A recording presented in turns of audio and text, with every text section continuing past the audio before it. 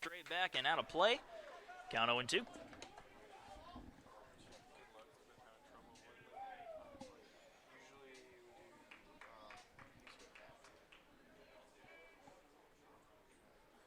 Here's the 0-2 pitch. Misses outside. Bonilla lays off it. Count 1-2.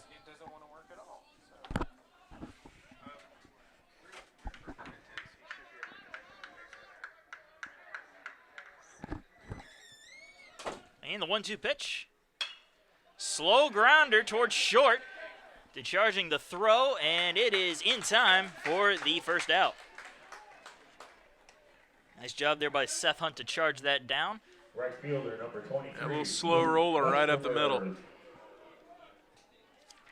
And Luke Westerberg is going to head to the plate for the Pacers.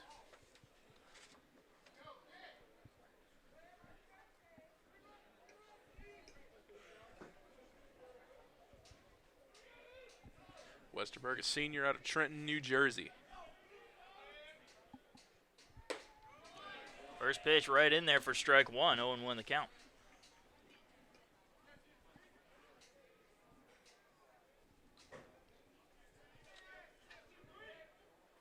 The 0-1. That one also finding the corner of the plate. 0-2 the count. Seeing some good stuff from Ethan Elliott so far here in this first inning.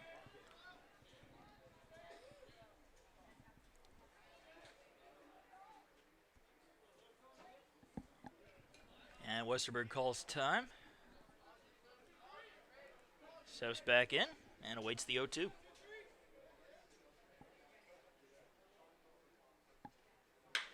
Swings at it, grounder to third. It's grabbed. The long throw to first. Not even going to happen.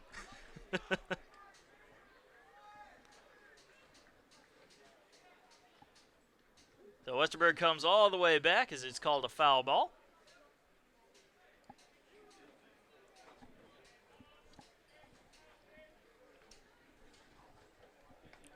Almost looked like a fair ball to me, but it must have just steered foul, whatever the words are. Skewered foul. Skewered foul. I don't know what I'm saying.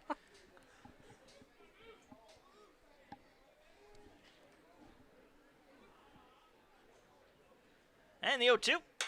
This time it's a grounder to first, and he'll take it himself for the second out. The left fielder, number 1, Mitchell Price. And that'll bring up Mitchell Price with 2 down and nobody on. Price looking to have another great year for the Pacers. Preseason all-conference and all-region selections for him. Yeah, Price was definitely a standout player last year. Constant improvement from Mitchell Price. And he fouls the first pitch back for strike one. It's interesting. I see the net there. I know the net's there, but I still flinch every time. Oh, that's just instinct. You never know. That net may not hold up this season. The 0-1. Grounder short side and grabbed beautifully there by Hunt. But we're going to see Mitchell Price beat it out. What a beautiful play by Hunt to spear that one and keep it from going into the outfield. That could have been dangerous.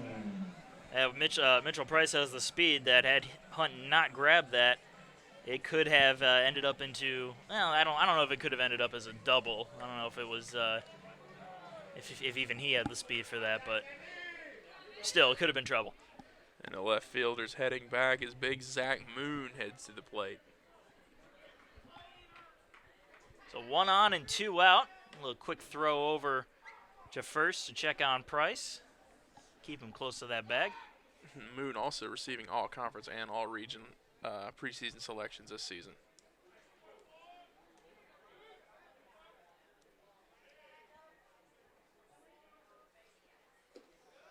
And the first pitch to Moon misses inside for ball 1. This is going to be an interesting duo to watch with Price at 3 and Moon at 4 this season for the Pacers. You got a guy like Price who can get on base and it has quick feet, can get on base and steal bases, and then Moon who can just absolutely hit the laces off the ball. And not going to hit the laces off that one. He lets it go by for strike 1. But these two are going to be a dynamic threat there at the 3 and 4 spots for the Pacers. And they certainly have all the attention of the nation with all their awards and accolades preseason. Another check on Price at first, keep him close.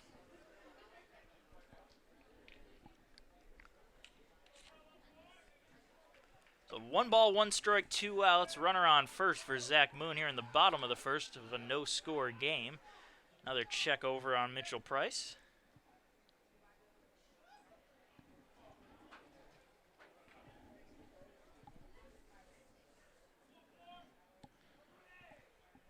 And the 1-1. This is low and away, 2-1.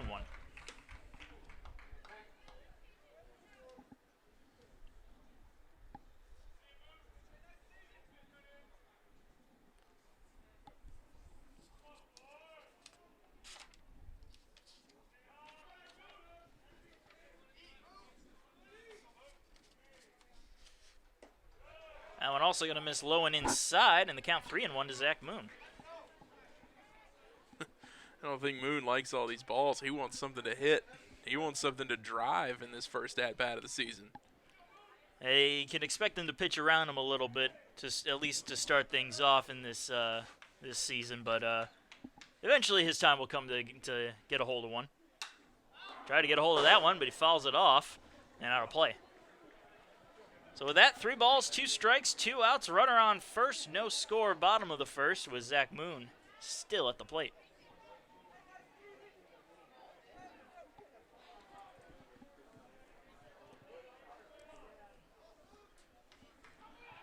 Another check throw to first. Elliott likes to check his runners, it seems, or at least maybe it's just Mitchell Price. He has the speed to steal if he wants to. And with the 3-2 count, you can bet he'll be going on this pitch. There's a fly ball into shallow right field. And the catch is going to be made by the second baseman, Stuckey, instead. For the third and final out, so the Pacers will leave one stranded after 1 hit and no score as we head into the top of the second inning.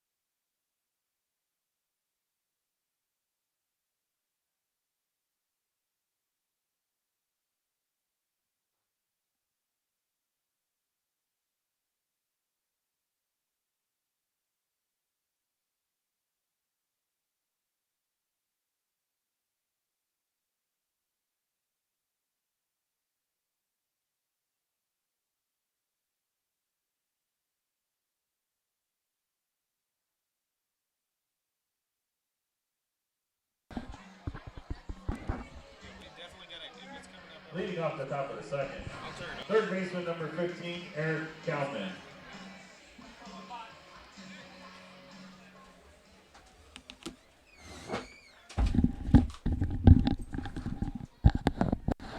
And welcome back, top of the second inning. About to start up. And leading off for Lincoln Memorial, we have the third baseman, Eric Kalman.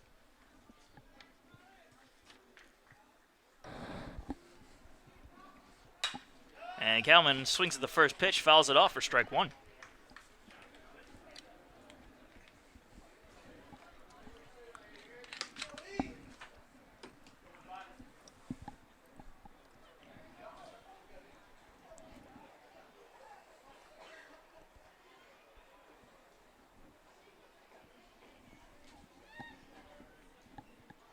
The 0-1 pitch. I'm going to appeal to first. Field ump says no, so the count 1-1. It was an excellent first inning from Riley after he gave up that leadoff hit, put 3 down in a row to get out of it. We'll see if he can have a repeat performance here in inning number 2. The 1-1. Fly ball, foul territory, and out of play.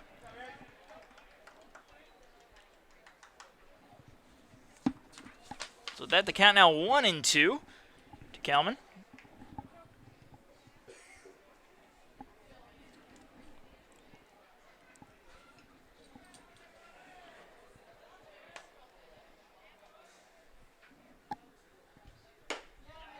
Try again to chase one outside. Kalman showing a bit of discipline there, holds off, and evens the count at 2-2. Nice discipline there from Kalman. That was an easy pitch to swing at. I thought I saw him flinch. He wanted to. He wanted to badly. Yeah, had some good break on it from Riley. Now the 2-2 pitch. Fly ball into right field. It's going to go into foul territory, and it's going to land out of play.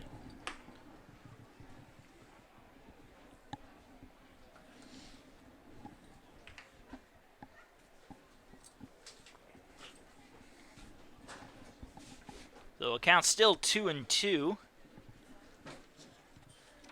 here to Kalman.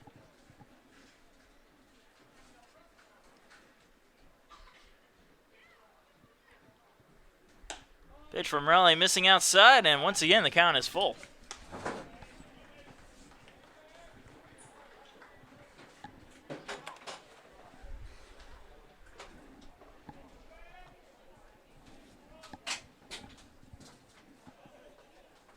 Three-two pitch, popped up.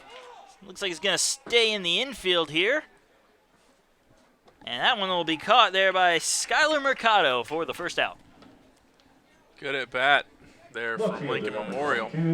Riley looking sharp so far here in these first couple of at-bats. He's had to work a little bit around him, but in the end, he gets the out. Keep that trend up. Should be good to go for the rest of this game.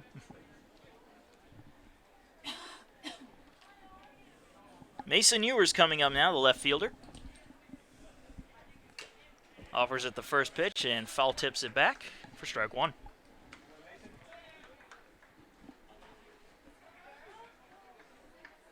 Ewers a nice season, 322 last season. 46 hits, 10 doubles, 12 home runs. Ooh, and a beautiful curveball there by Riley. Gets him looking at 0-2. Ooh. That was nice.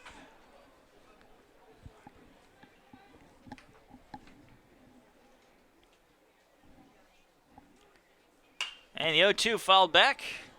And we'll do it over again. Every time.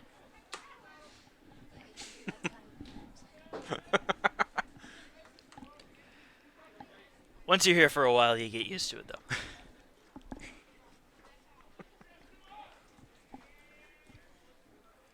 Back in my day. Don't even start. And once again, the 0-2 tries to get him with a curveball again. It didn't curve enough, and it'll be the first ball. That one came close.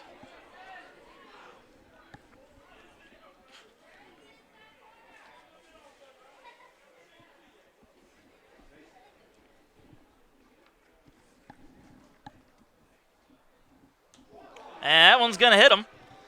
So Ewers will take his base. Oh, no, he will not. Oh, he will not. Ah, they're bringing that one into effect again early. That's the difference I've seen between here and the big leagues. They don't call that all that often in the big leagues, but here, they think the batter didn't try to get out of the way. They will call him on it. Well, we salute him for his willingness to take that one. Ouch. That did not look fun. And it looked like he was getting a curveball, so not as much heat behind one of those. Could have been worse, but He could have been much worse. Could have had Nick Yobst hit you. ooh, goodness. Wouldn't wish that on my worst enemy. Yobst had, what, probably a good 95-mile-an-hour fastball coming at you. Something along those lines. Whew.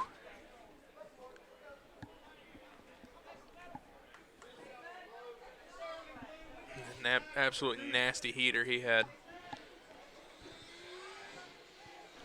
So count even at 2-2 after Ewers was hit and did not take his base.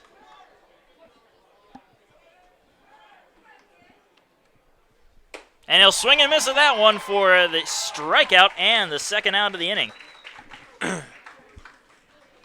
That's the third strikeout of the day for Connor Riley. He's off to a pretty good start.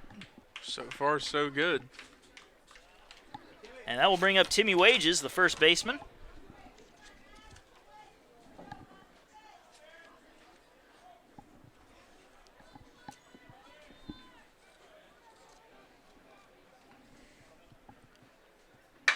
And he offers it the first pitch and flies it out of play almost into it. No?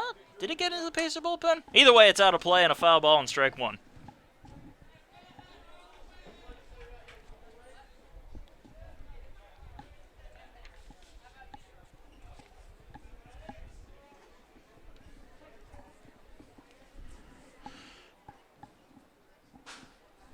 The 0-1 pitch from Riley. Popped up, fouled behind the plate, and it's going to go out of play. Did not hit the roof this time, though. No crashing sound resonating through the stadium.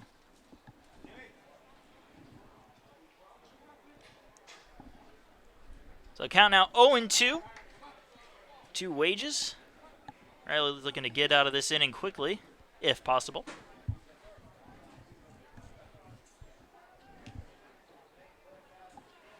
And a swing and a miss will do it for strike 3. The 4th strikeout for Riley as he shuts him down 1-2-3 here in the second inning.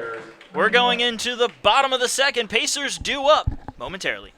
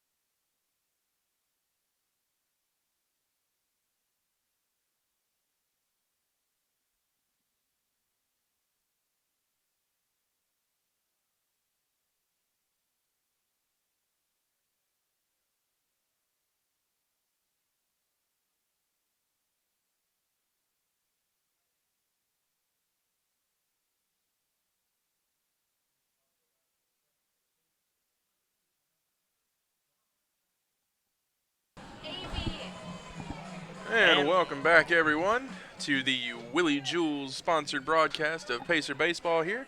Sure to check out Willie Jules. It's the best restaurant in town. New to Aiken, located off Whiskey Road. Every meal comes with a side of Southern hospitality. And the bottom of the second inning starting up now. Well, the first baseman, John Banks, lead it off. He grounds one right to third to start things off on the first pitch. Throw to first is in time, with plenty of time for the first out. Shortstop number 8, Ty Emmerman. I'll bring up Tyler Ammerman with one away and nobody on.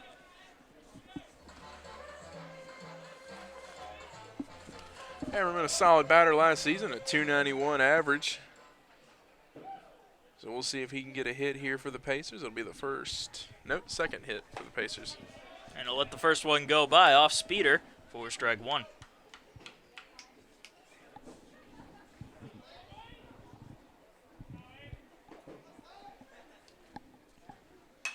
Offers at the second pitch, fouls it back, strike 2.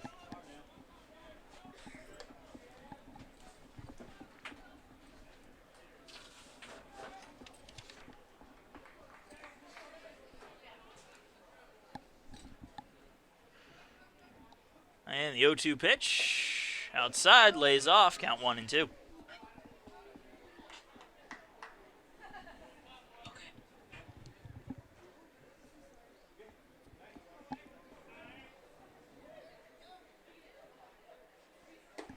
This one inside evens the count at 2 and 2.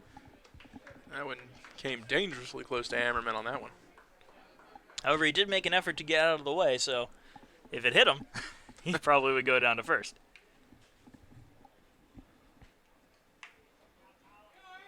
And the 2-2 pitch. Ground ball up the middle and snagged by the shortstop Hunt. Throw to first is not in time, however, so Tyler Emmerman makes it in there, but excellent leather by Seth Hunt early on in this game. Nice hustle from Ammerman there to get there in time, but Seth Hunt has made 2 excellent snags out there at short. He's flashing some excellent defense today so far on opening day.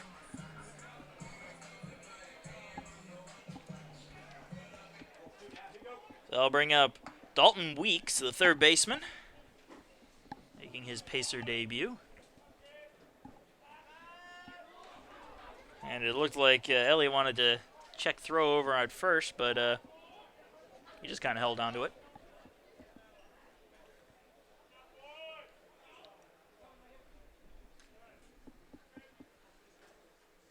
Weeks taking his time and getting his first pitch.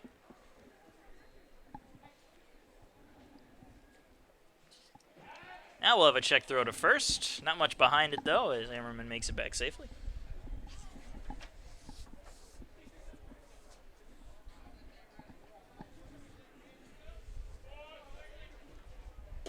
And there's the first pitch, just a little bit high, and the count 1-0.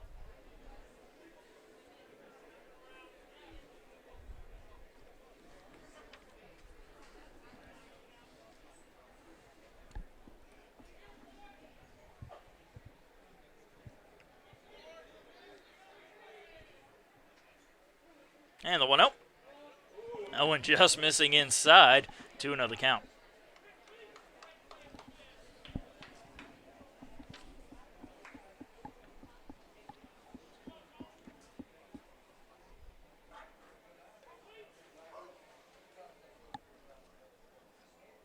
Two-0 pitch. Fly ball into left field. It's going back near the track, and it is caught for the second out. Oh, nice hit from Weeks. Just missing that one right on the edge of the track there. It has been a warmer day. That might have sailed out, but it's a bit cool and a bit breezy. Breeze blowing in from center field. Number 16, Charlie Padilla. So with that, 2 outs, 1 on, and Charlie Padilla coming to the plate.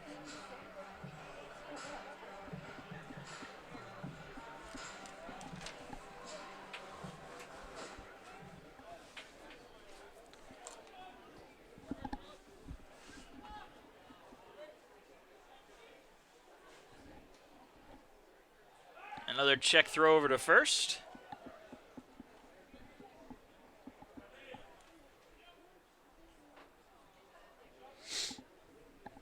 Padilla still waiting on his first pitch.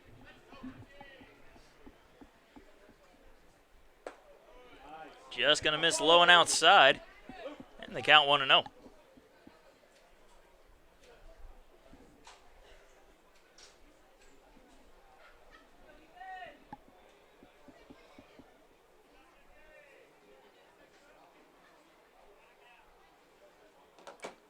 Foul tips right into the glove. Evens the count at 1-1.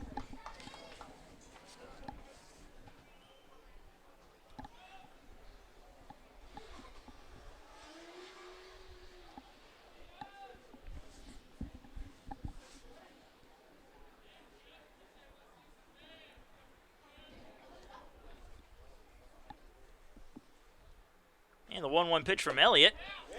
Just going to catch the inside part of the plate. Makes the count 1-2.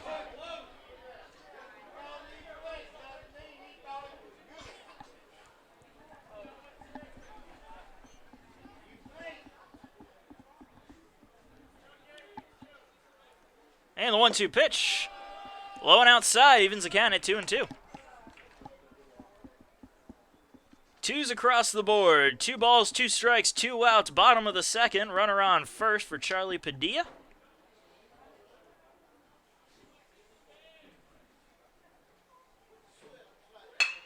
That one's a one-hopper to short. It's knocked down by Hunt, and he's just going to hold on to it as everybody's safe.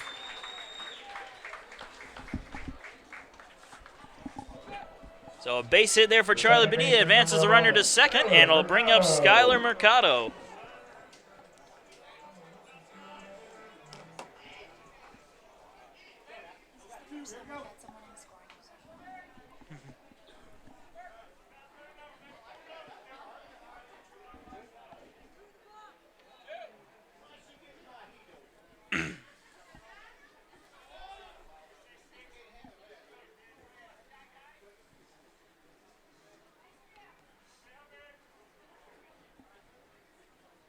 First pitch to Mercado finds the strike zone. Count 0-1.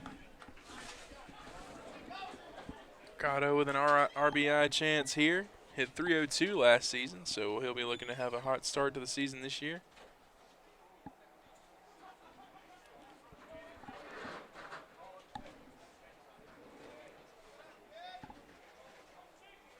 And the 0-1 in the dirt, but it is well blocked by Clark. Keeps the runners right where they are, and the count even at 1-1.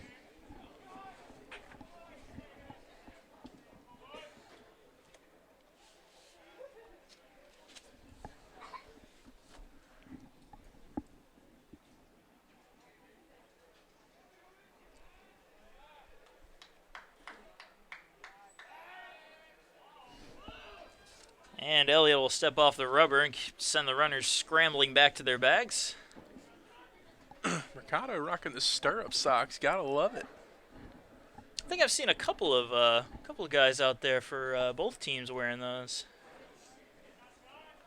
Maybe it's the new baseball fashion again. Oh, that's a very classic look. You gotta respect it.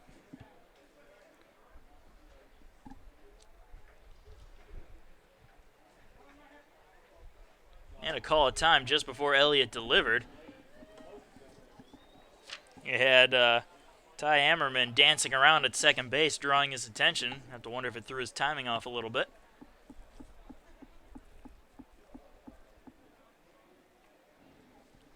So the count's still even at 1-1 with 2 on and 2 outs here in the bottom of the second inning.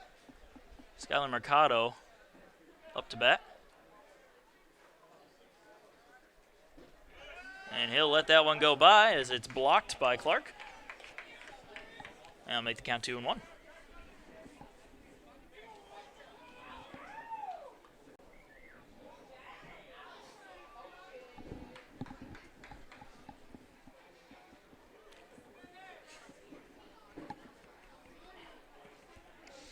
Mercado steps back into the box, awaits the 2-1 pitch from Elliott.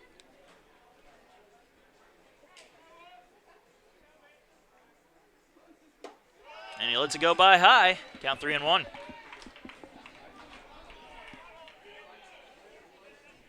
Nice at bat from Mercado here, showing some patience, laying off some tough pitches.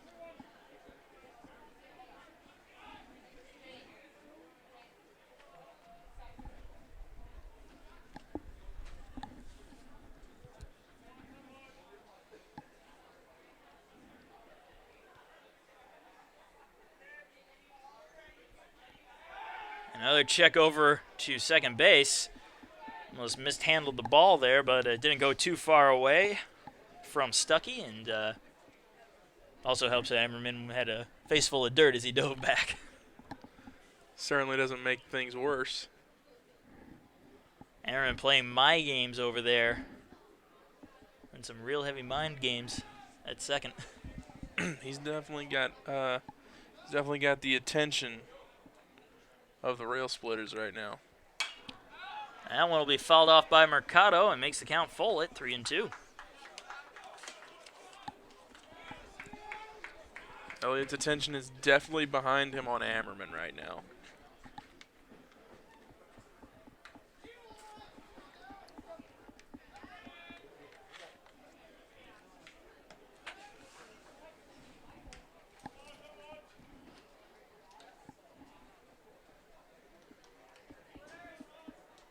Elliott steps off the rubber, taking his time before delivering this 3-2 pitch.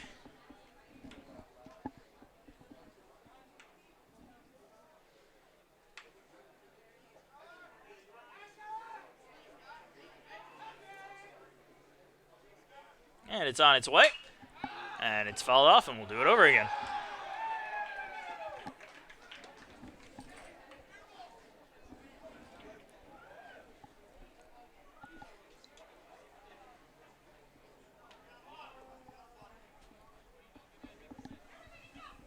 The count's still full at 3-2 with runners on first and second for the Pacers. Tyler Emmerman and Charlie Padilla on base, respectively.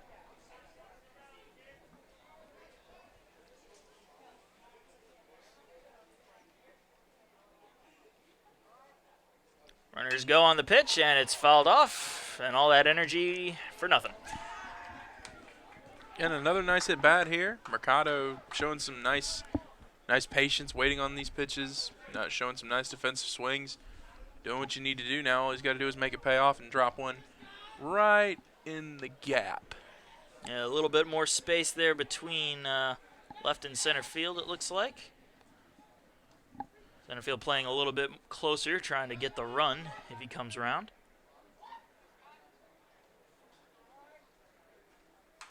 Another foul ball, stays alive.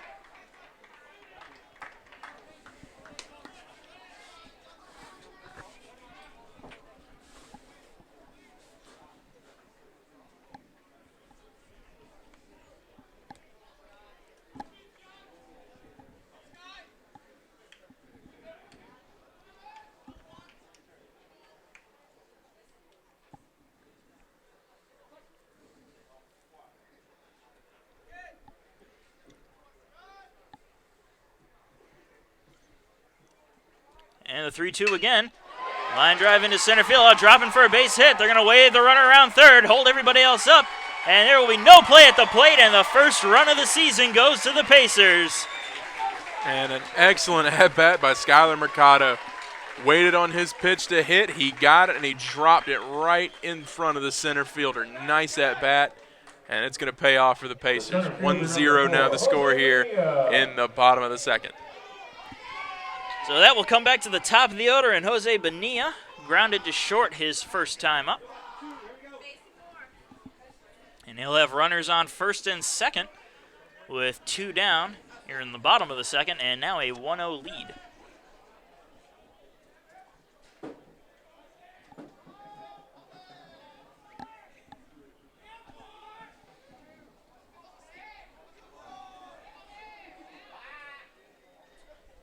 First pitch to Bonilla. That's going to miss outside for ball 1. And Bonilla a chance to make this lead even bigger here with runners on first and second.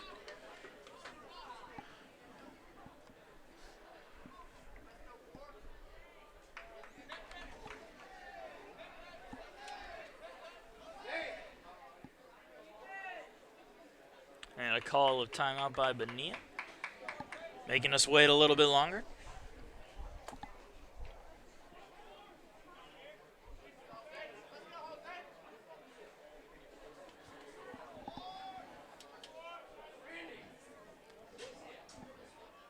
And the 1-0.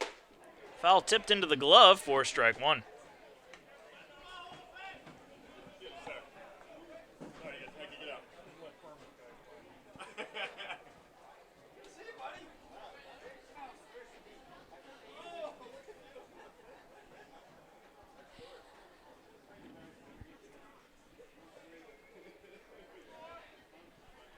And the 1-1 pitch.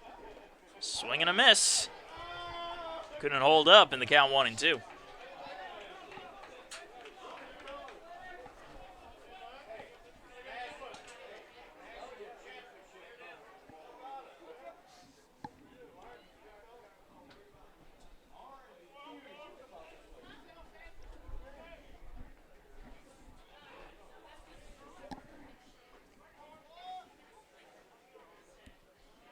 And the 1-2 pitch. It's going to be lined into left field, but foul and out of play. Keep the count right where it is at 1 ball, 2 strikes, 2 outs. 2 on, 1-0, bottom of the second inning with Jose Bonilla at the plate.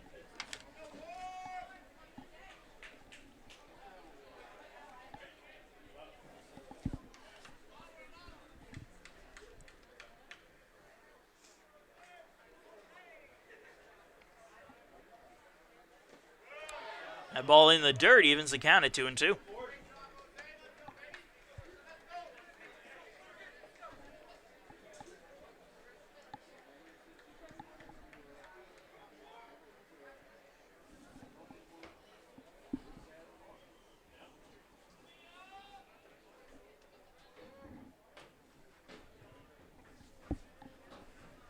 2-2 pitch. Popped up, fouled behind the plate, and it'll go out of play.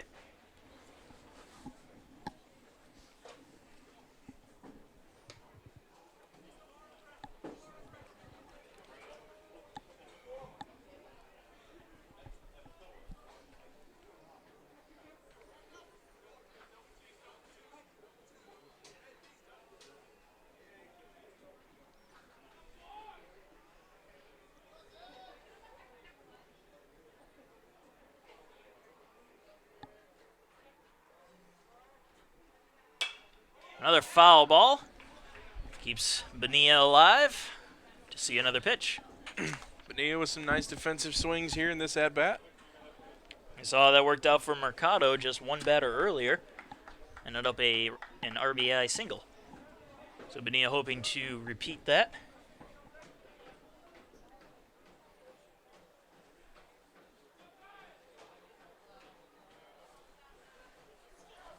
Two-two pitch. Right down the middle. Bonilla caught looking for the third and final out, but the Pacers strike first, scoring their first run on the RBI single by Skyler Mercado. And we're going into the top of the third, 1-0 Pacers.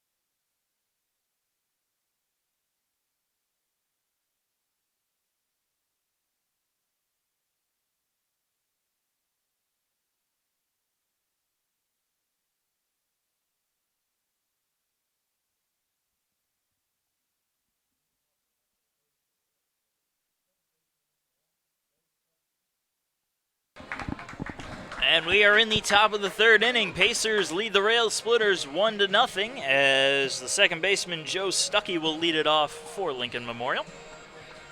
Still on the mound, Connor Riley.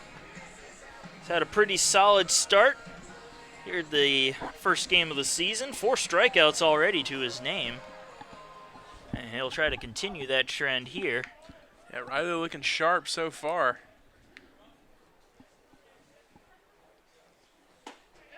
First pitch finds the strike zone for strike one. And he continues to look sharp.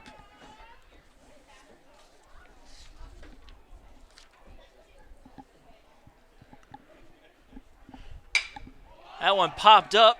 Shallow center. Mercado looks like he's got an eye on it. And he will make the catch for the first out. The shortstop, number 20, Seth Hunt. That'll bring up shortstop Seth Hunt, who's been flashing some impressive leather to start this game off in the first couple innings. And we'll see how his bat does as he is batting in the 9th spot here for the Rail Splitters.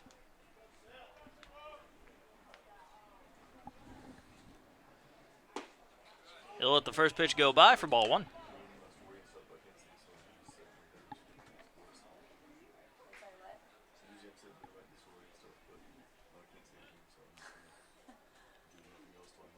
And the 1-0. That'll be a ground ball to short. Picked up by Ammerman. Long throw to first is in time for out number 2. Nice play by Ammerman. That throw seemed like a mile long. Excellent catch there by Banks. Nice play by the Pacers. Still gotta keep an eye on John Banks though. got a great bat, but hopefully he won't. Hopefully he won't make a mistake over at first. I'm very critical of first baseman as I used to play first base back a long time ago. Didn't we all? Allen grounded into the Pacer dugout, and everybody scrambles out of the way. Little bit of overreacting over there by the Pacers. At bat now, the leadoff man, Nate Stinson, singled his first time up, so he's 1 for 1 today, and faces an 0-1 count with 2 outs and nobody on.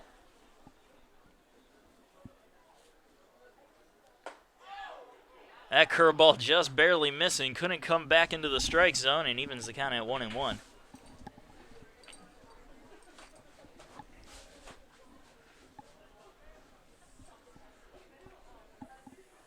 And a call of time here before Riley can deliver the pitch. He was mid-windup.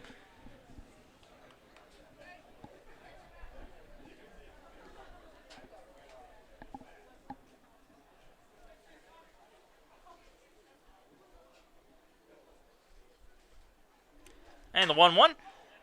Off the inside part of the bat. That's going to sting a little bit. Grounded foul, and the count 1-2. Yeah, it definitely doesn't tickle.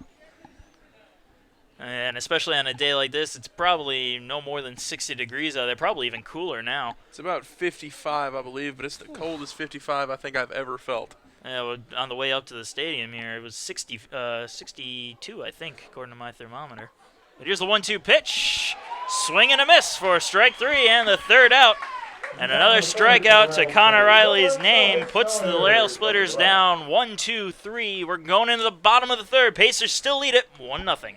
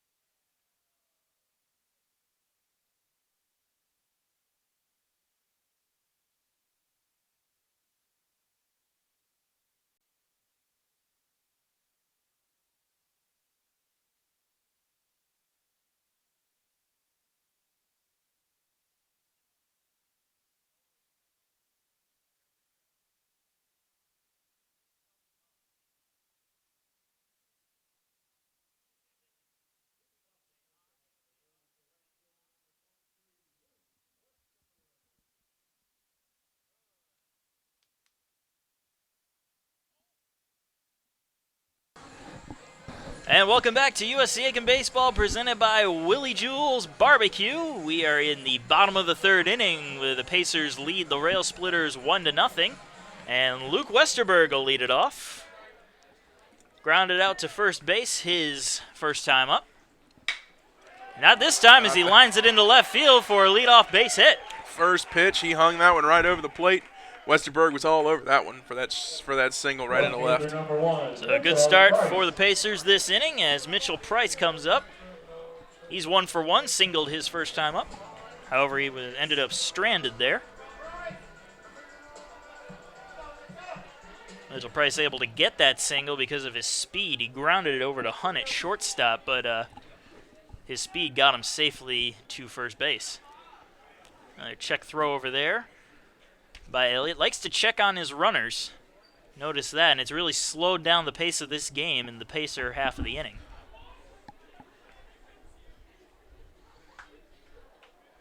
Westerberg's got some nice speed himself. Elliott will want to keep a watch on him, and Price at the plate. That doesn't make you feel good if you're Oh, you get these two guys on base, it's only a matter of time before somebody starts running. In fact, I'm kind of surprised Mitchell Price didn't try to steal his first time up. Try to really set the pace of this game. it was 2 outs. I figure, why not? And there's a slow grounder, foul down the third base side. Always have to make sure. I don't know how many times I've gotten in trouble for not calling, for saying, okay, that one was, oh no, it's fair. Oh, they're going around the bags.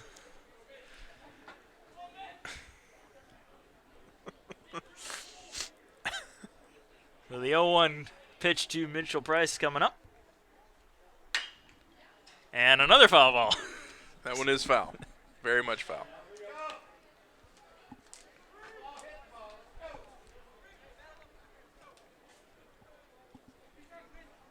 So the count 0-2 to Price.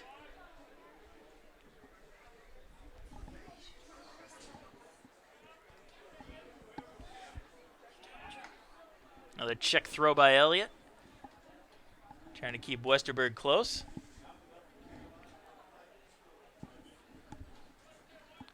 And another check throw. Some days I'd like to keep count how many times a pitcher checks on the runners just to see if they actually throw more to the runners than they do to the plate. That one's going to get away from the catcher, and on his way to second and standing up is Westerberg. So he'll get there on, I'd score it a wild pitch. I don't know what they're going to officially score it. I'd call that a wild pitch. I wouldn't say that was a pass ball. And if I remember from last year, this catcher, Russell Clark, had just excellent presence behind the plate. He was stopping everything that came his way. So, maybe in his book, his personal book, he'll call it a pass ball, but I don't think you can blame him on that. So count 1-2 with a runner now on second base. Pace is in excellent position here, man, on second. No outs. 3 and 4 hitters coming up. And another slow grounder down the third base side, picked up, and there's going to be no throw. Another infield single for Mitchell Price. Have yourself a day, Mitchell Price. 2 infield singles in one day. That's a nice little feather in your cap so far. Nice speed from Price. And Price makes it safely, and Westerberg decides to stay put right where he is on second. Probably a smart move. And here comes the big man, Zach Moon. And Zach Moon 0 for 1 today. Flew out to second base his first time up. That was back in the first inning. And now he's got 2 on and nobody out.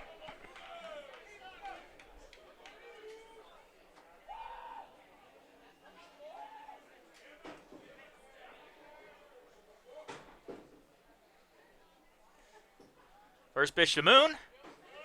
Just misses inside. A very close pitch there. But the count 1-0.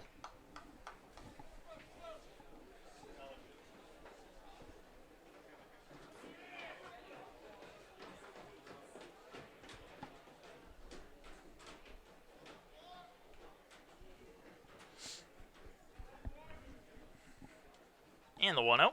That one also missing low and inside. Count 2-0.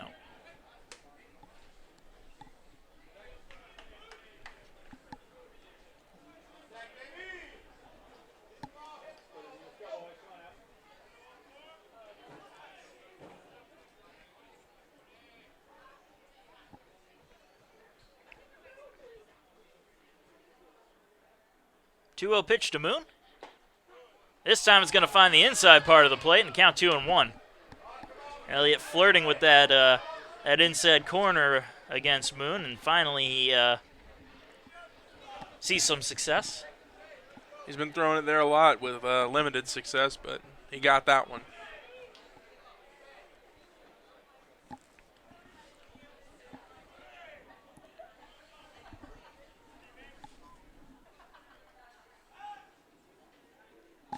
Elliott deals.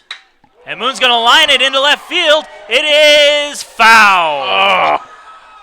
Oh, man, what a hit. He got a hold of that one, but he couldn't straighten it out enough.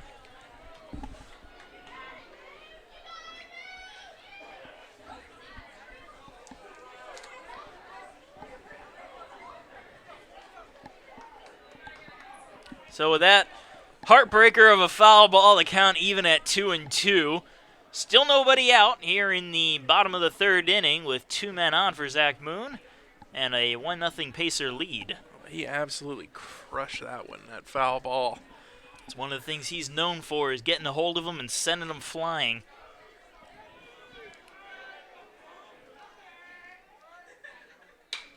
This one, not a lot of air behind it as he fouls it off. And keep the count at 2-2. You got one of the Pacers in the dugout doing sprints out there to get that. A little applause from the fans in the crowd. Maximum effort. We appreciate that here at USC Aiken. That's probably a good way to keep warm. Probably so. Like we mentioned, 55 degrees, but I think it may be the coldest 55 degrees I've ever felt in my life. I felt colder. 2-2 pitch, and Moon's going to go down swinging on that one for the first out. Heartbreaker there from Moon. That big shot he sent, but just going foul, ends in a strikeout. That'll bring up Jonathan Banks, another good hitter coming to the plate for the Pacers. Banks, I hope to have a little bit more success than he did in that first at-bat. 1 pitch, 1 out. He grounded out. 5-3 ground out. He's got 2 men on with 1 out, so the double play is an inning ender, you might be able to say. And Elliott steps off the rubber once again.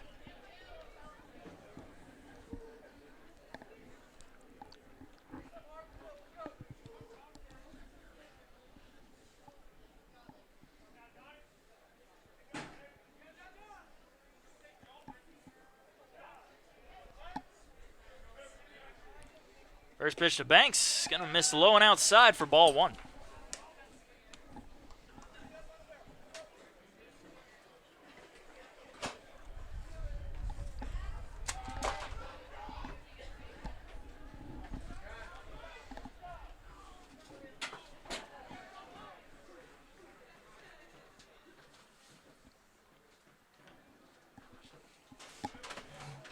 And the 1-0. There's a line drive into left field and also foul. Oh, it got me going there. Well, they're getting air under it. Just unfortunately a little bit much. I think we can thank some of that on that breeze coming in from center. It's blowing those balls just foul. This one sailed pretty far foul, but for that split second, you think it's going, and then it just crushes your hopes and dreams. There's that little sound you hear. That little sound, you're like, yep, that one's at least going over the fence. Just not sure if it's going to stay fair. So the count even at 1-1 on Banks as Elliott steps off the rubber again. Still one man out with 2 men on here in the bottom of the third in a 1-0 game.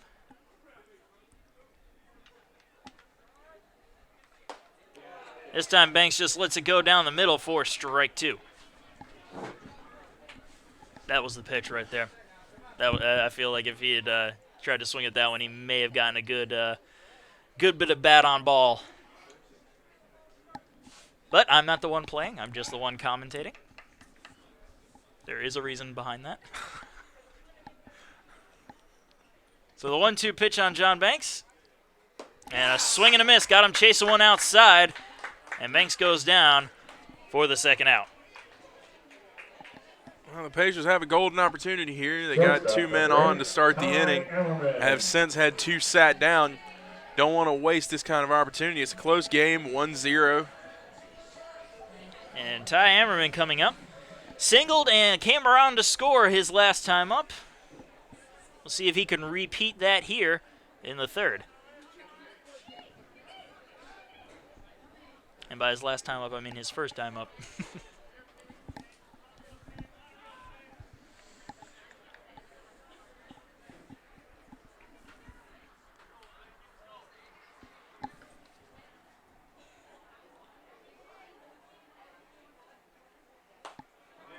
And he's going to let that one go by for strike 1. Looks like a little bit of a curve on that ball as it came back into the strike zone.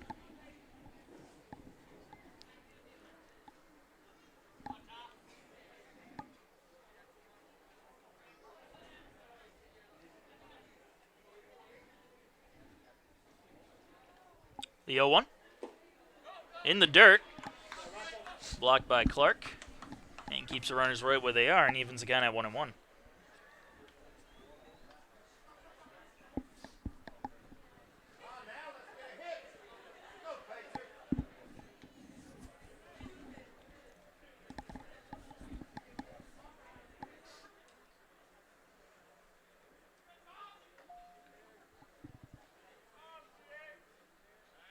Another check over at first. That's going to get away. That's going to let the runners advance, and they're going to send one of them home. They're waving them around. There will be no throw to the plate, and another run for the Pacers. Oh, I mean, what a killer. Elliott's been pretty good with his pitches, but 2 wild ones, both of them resulting in bases. Westerberg, however, comes from first to second on a wild pitch, and then from second all the way home on that one. That was just a check throw that did not go the way they planned. And that'll allow the Pacers to take a 2-0 lead here in the bottom of the third. And with that, there's also a runner now on third base with Mitchell Price sitting and waiting. Ehrman's still at the plate, though. It's a 1-1 count. That's going to be a fly ball into center field. Camping under it is Augustine, and he makes the catch for the third and final out. But the Pacers do get one more on a bit of an error there. Not sure who they're going to mark it on, but it's an error, and it's a run for the Pacers. 2-0 your score going into the fourth.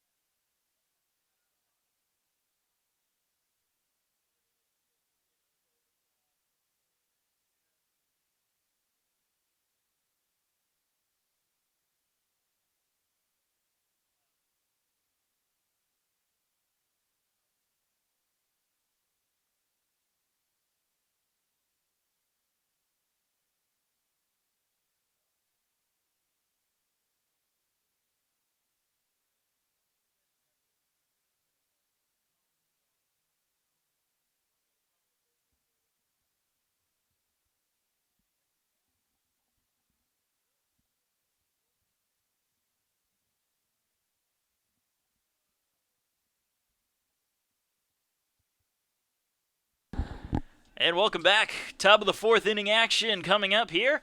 Connor Riley still on the mound for the Pacers as they lead the Rail Splitters 2-0. And the first pitch from Riley is just a bit high to Tyler Adams. And Riley's looked good so far this game.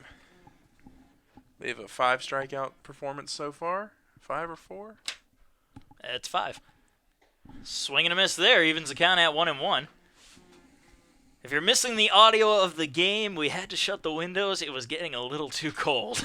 Getting a little chilly out there today. The 1-1 pitch, just going to miss a bit high, and the count 2-1. We're commentators. We're not made for this kind of weather. Well, I mean, you might not be. Hey, not all of us had the benefit of being born in New York. True. Cold weather comes around, it's time for me to hibernate. And 2-1 pitch, finding the strike zone, evens the count at 2-2.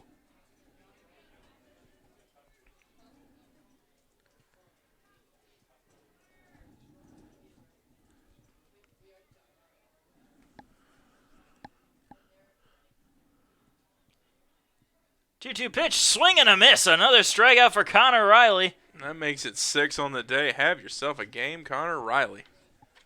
He is looking dynamite out there so far. Now to bring up Logan Augustine. 0 for 1 today.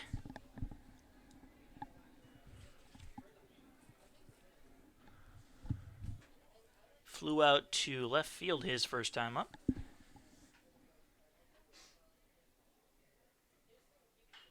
And he'll pop that one up in foul territory and out of play.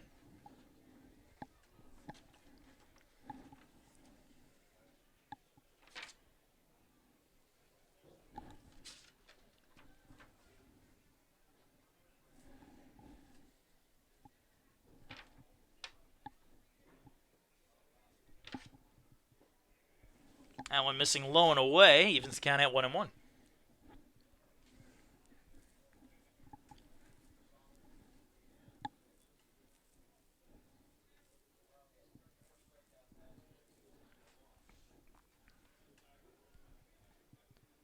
And the 1-1 pitch getting him with an off-speeder. Count 1-2.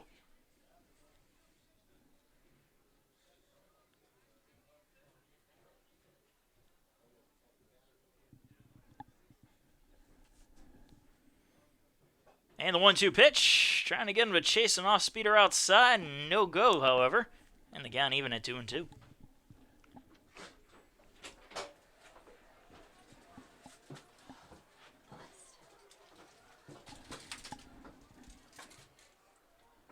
Two-two pitch. Trying to go inside there, but a bit too low. And the count now full. Augustine flinched like he wanted to swing at that one, but he held back on it. Now we got ourselves a full count. So 3 balls, 2 strikes, 1 out here in the top of the 4th inning. Pacers leading the Rail Splitters 2-0. Augustine offers that one, fouls it off, and it'll go out of play.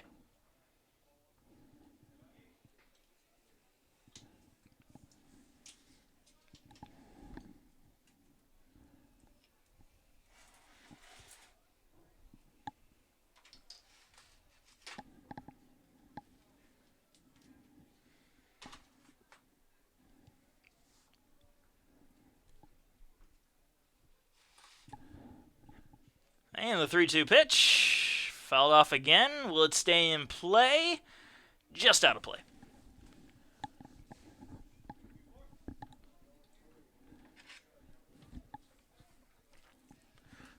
Nice at bat here from Augustine, staying in it, making some defensive swings. Been a few of those today for the Rail Splitters. They've certainly made Connor Riley work, especially in that first inning. Getting that leadoff single to start the game. And the 3-2 pitch again, fouled off. But ever since that leadoff single, Riley has looked locked in.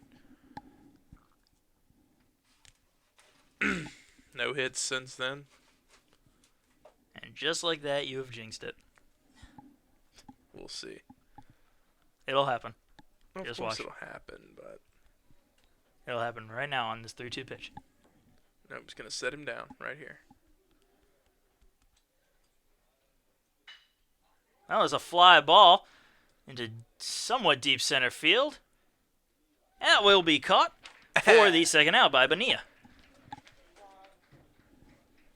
Glad I did not bet any money on that. Yeah. So- We'll make sure to shake on the next one. Yeah, not happening. Russell Clark coming up now with 2 down and nobody on. Clark 0 for 1. He struck out looking his first time up.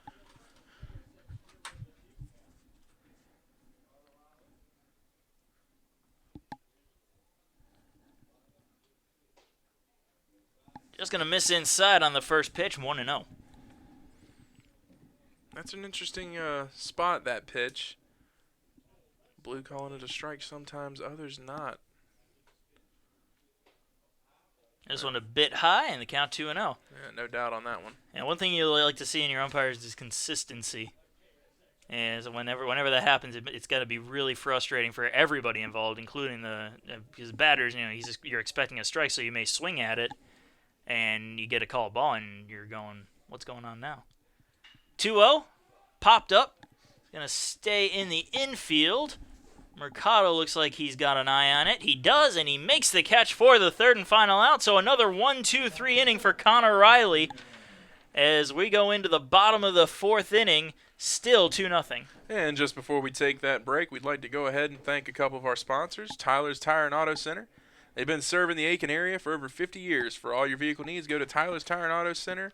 They're located on Richland Avenue and Whiskey Road. Also, we'd like to thank Aiken Flooring, the best in the business. For all your flooring needs, contact Aiken Flooring. You can stand on us.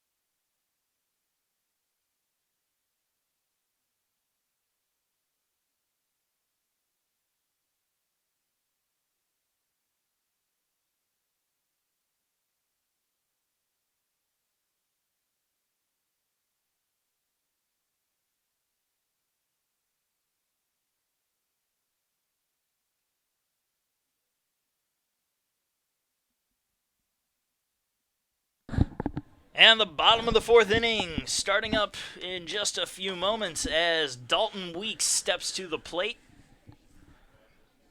He absolutely crushed one in his first at-bat. Sent it all the way to the warning track, just missing. Just in front of the warning track, if memory serves. Mm-hmm. First pitch to Weeks, however, is a call strike. Count 0-1. So we'll see if he yeah, that's the one I said. If it had been a warmer day, it may have traveled a little bit better. Ooh, a little inside there. Yeah, inside. Count 1-1. Trying to get Weeks to dance a little bit.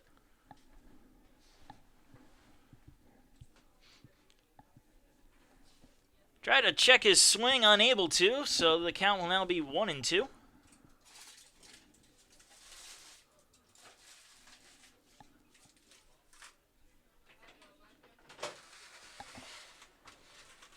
And the 1-2 pitch popped up into left field. Almost like a statue. Now he's going to move and make the catch. Mason Ewers making that for the first out. The catcher, number 16, Charlie Padilla. That'll bring up Charlie Padilla.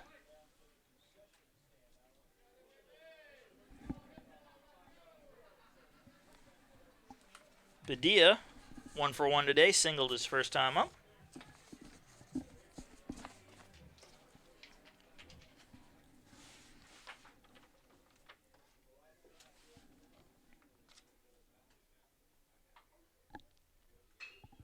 There's a fly ball into shallow center field.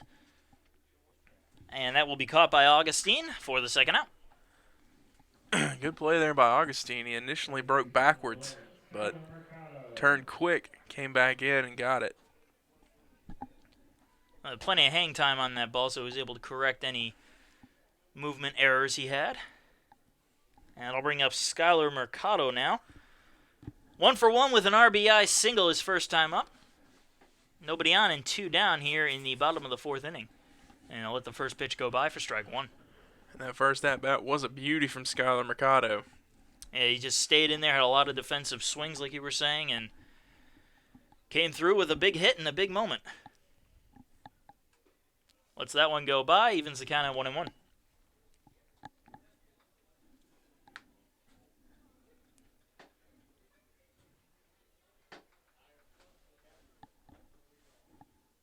The 1-1 pitch, bit low, count 2-1.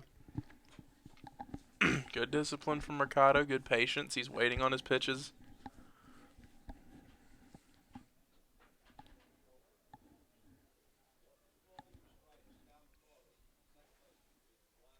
Two one. Just missing high in the count 3-1. That's another one of those pitches that I think I've seen him call strikes every now and again. One of those borderline pitches that you can't be too sure on. So the 3-1 pitch to Mercado. And that one will be inside for ball 4. Mercado draws the walk. And the excellent plate discipline from Mercado on that one. Took those 4 pitches and just took his base. And that'll bring us back to the top of the order. Jose Bonilla coming up 0-for-2 with 1 strikeout.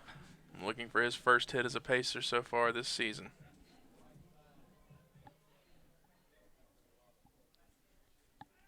Another check throw to first.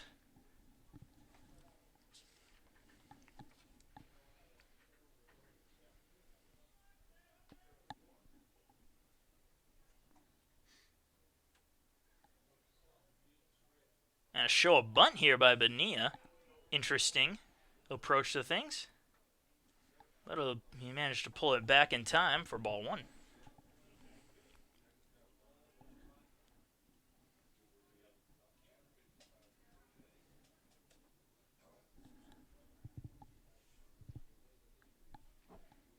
And the 1-0 pitch. Fouled back. Count even at 1-1.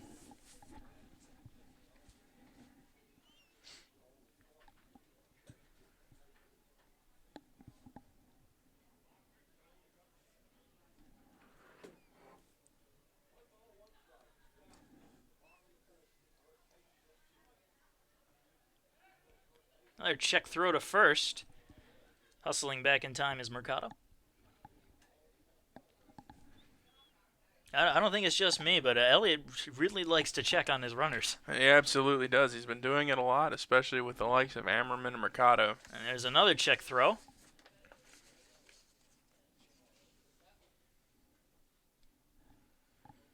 Mercado had 4 stolen bases last season. Got caught stealing twice. And once again, that's 4 checks in a row on Mercado. They're really trying to keep him close.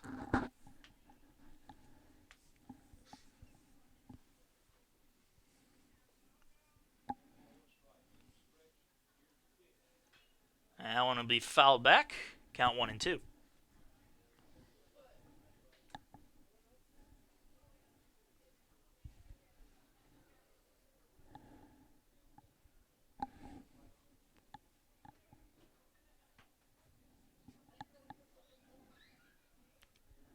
A 1 ball, 2 strikes, 2 outs, runner on first here in the bottom of the 4th inning. Jose Bonilla at the plate. 2-0 the score. Pacers over Lincoln Memorial. And a call time here from Bonilla.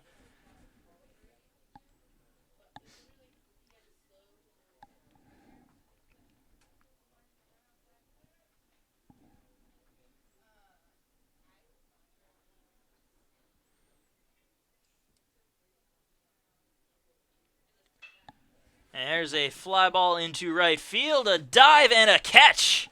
No, it's not going to be caught. He must have dropped it when he hit the ground there. It almost looked like he caught it. Yeah, I thought he had that for a moment, but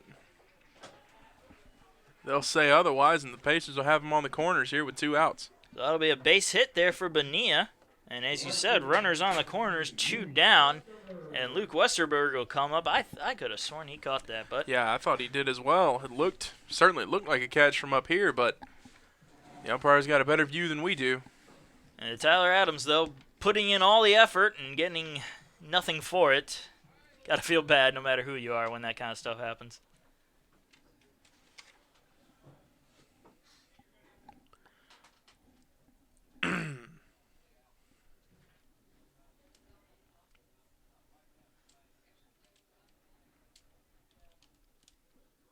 So Westerberg steps to the plate with runners on the corners and 2 down, and another check throw to first. Bonilla able to make it back. It looks like they're going to score that a hit, as they well enough should. So there's his first hit as a Pacer. And many more. Oh, without a doubt. There's a fly ball into the center field. That'll drop in for a base hit.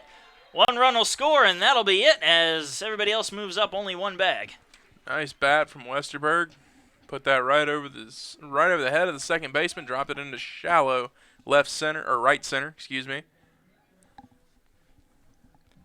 So now the Pacers extend their lead 3-0. Here in the bottom of the 4th, they've scored every inning but the first now. And Mitchell Price up to bat now. 2 for 2, 2 singles. And it looks like we're going to have a visit to the mound.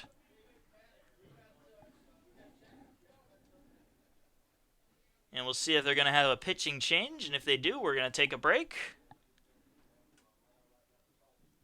They definitely got somebody up and throwing. No, they're just going to have a little meeting on the mound. And since we've got a little break here, we'd like to thank a couple more of our sponsors, including Innovative Solutions. For all your printing needs, go to Innovative Solutions. Quality work at an excellent price. We'd also like to thank the South Carolina Education Lottery, where you're not only taking a chance, you're giving a chance.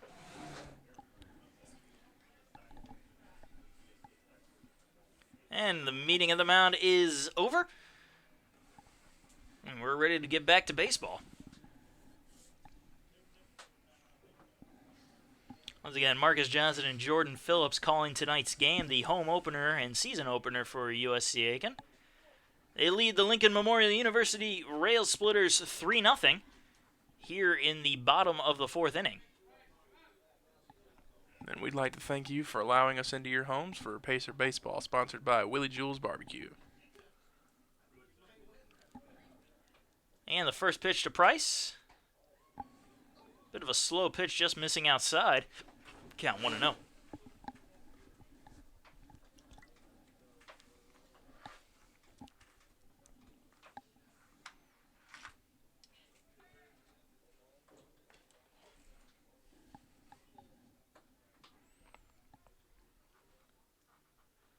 Another call of time here, this time by Price, it looks like.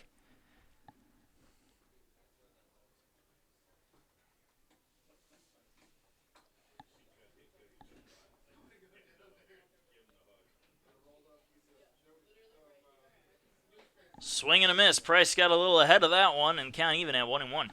He'd have waited on that one just a half second longer. He might have sent that one over the wall. He was swinging for the fences on that one. He was looking fastball and he got something else.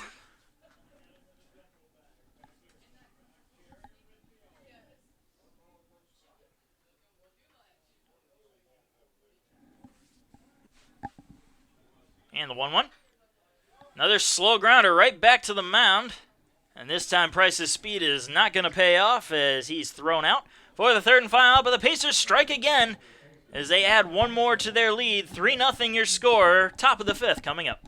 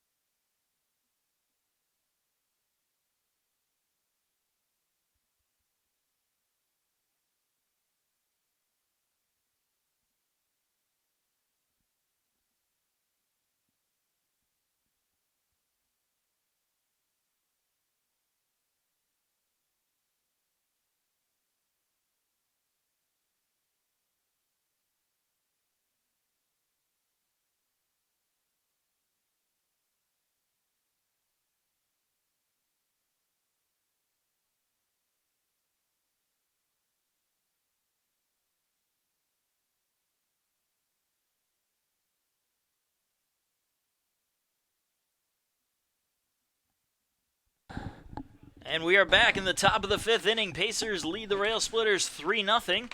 And leading off for Lincoln Memorial is Eric Kalman, the third baseman. 0 for 1 today, flew out back in the second.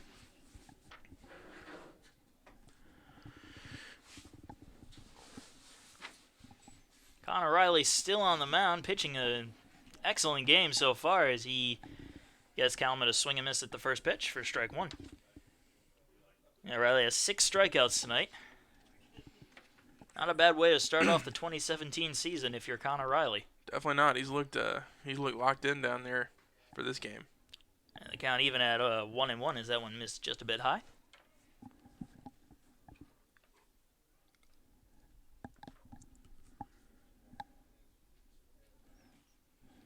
The 1-1. Swing and a miss. 1-2.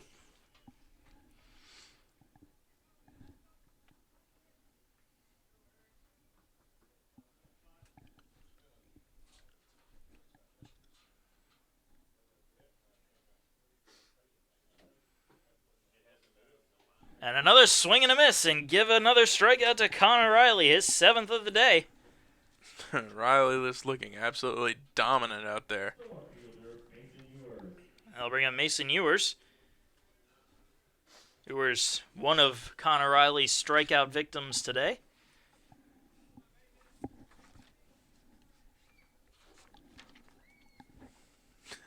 You'd be hard-pressed to find a member of the team that hasn't been struck out so far.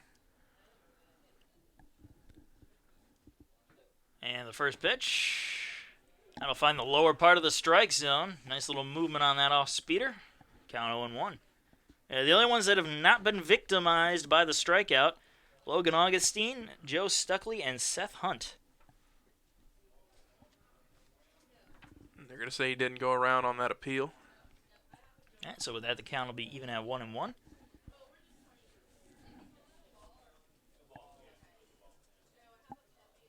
One ball, one strike, one out.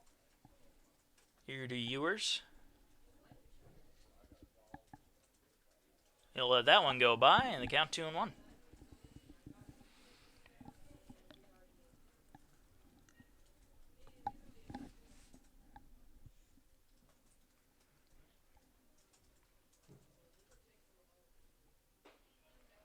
Allen missing just a bit high in the count 3-1.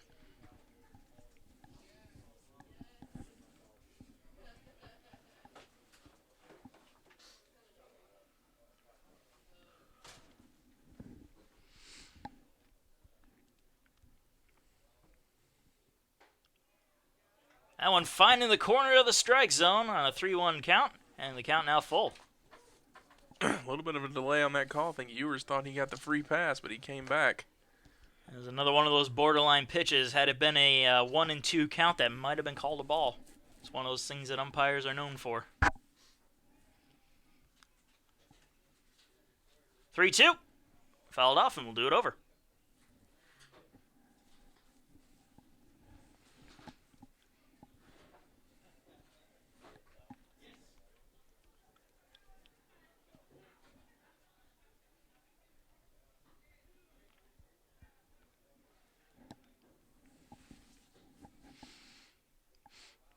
And the 3-2.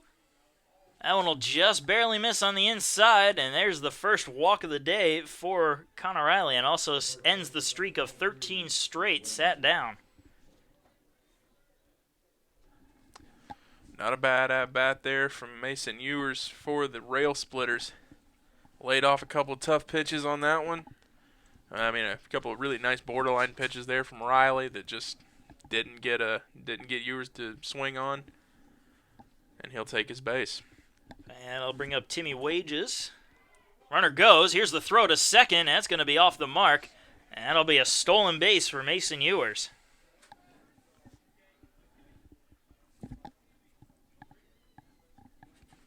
Padilla launched that one just a little bit off target. If he'd have pulled it to the right a little bit more, that may have had a chance to get that one. Yeah, wrong side of the bag for Charlie Padilla. Although in his defense, it was Ewers had a bit of speed going there, so it would have been tough to get him even if that throw was right on target. Oh, for sure. Ewers, I think, knew he was going to steal as soon as he got on base. Well, I mean, still a close game, 3-0, but you haven't had too much production from your offense, so you may want to take a couple of risks, try to get something going here. Oh, absolutely. You can't blame the Rail Splitters for taking a gamble here. Why not? This is their first base runner since the top of the first inning, the very first batter. So why not take a chance, do something? There's a fly ball into left field. Price looking for it, calling him off, and making the catch for the second out. Nice catch there by Mitchell Price. Coming in pretty far from left field there to get that one. Yeah, some of you might think you might let shortstop Ammerman pick that up, but either way, either one of them was in a prime position to take it, so not too much to worry about. Only thing you had to worry about was the collision. So I'll bring up Joe Stuckley, one of the few that has avoided the strikeout from Connor Riley. He'll have a runner on second with 2 down here in the top of the 5th inning. He's 0 for 1 today, flew out to second his first time up. And I'll let that one go by for a call strike 1. And the Pacers have a few up and throwing over in the bullpen. I mean, as good as Riley's been today, he has thrown a lot of pitches. He's had a few tough batters to face, and, you know, you can never be too prepared. The 0-1. This is outside, evens the count.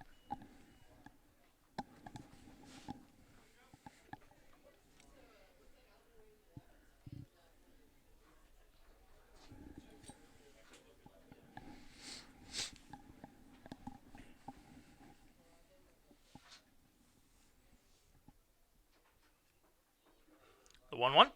Ooh, coming inside there. Almost looked like a brushback pitch. Count 2-1. Coming way inside there was Riley.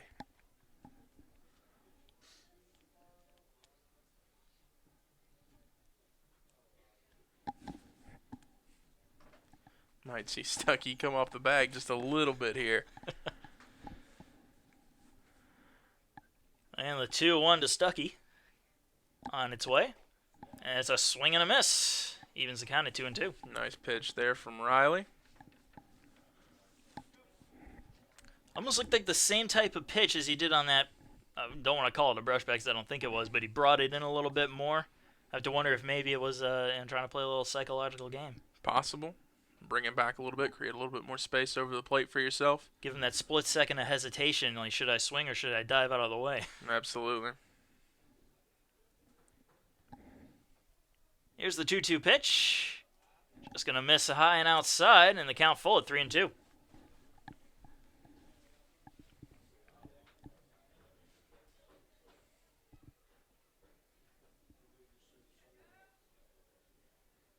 Three balls, 2 strikes, 2 outs, runner on second, 3-0 the score. Paces over the Rail Splitters here in the top of the 5th inning. And that one just missing outside, and another walk will put runners on first and second with 2 down. And we're going to see a visit to the mound here. And since we're going to have a little bit of a break, we'd like to thank yet another one of our sponsors.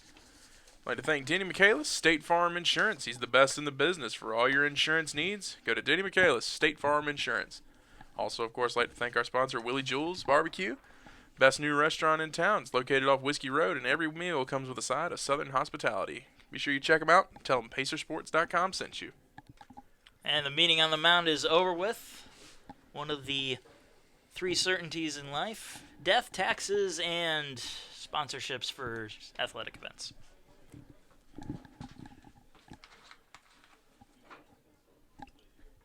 So 2 on and 2 out here in the top of the 5th inning. Seth Hunt steps to the plate now.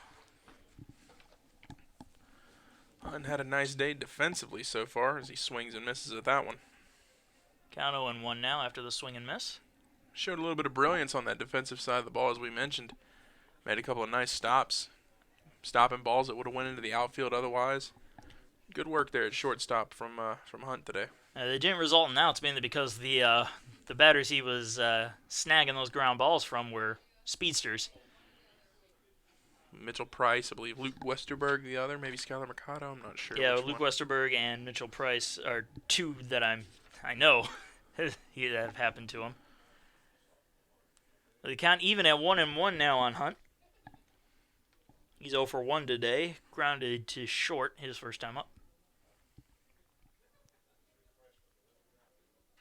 And he fouls that one back for a 1-2 count. And O'Reilly really wants to put him away right here. Doesn't want to stay out there for much longer. He's already had 1 meeting on the mound. Pacer bullpen is warming up. If he can get through the 5th inning, it'll definitely be a good day for him. For sure, a 7 strikeout performance, not bad at all. Nice to hang your hat on. Check swing, did he go? They're going to say he held. Ball got away.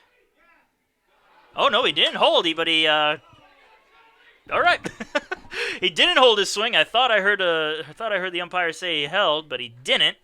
Ran down to first, got thrown out, and that'll do it for the inning. So a strikeout, throw him out for Connor Riley ends the inning and the threat as the Pacers hold on to their 3-0 lead going into the bottom of the 5th.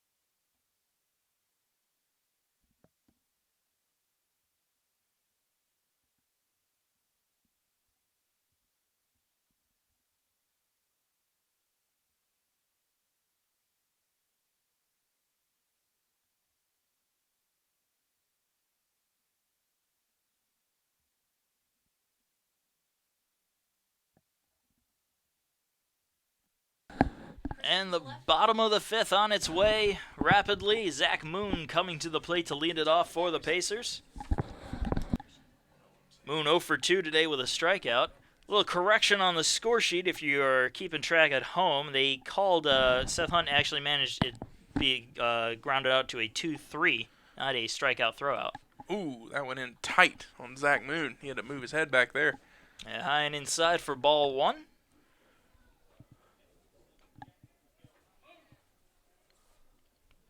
And the 1-0. This time it's a bit low. Count 2-0.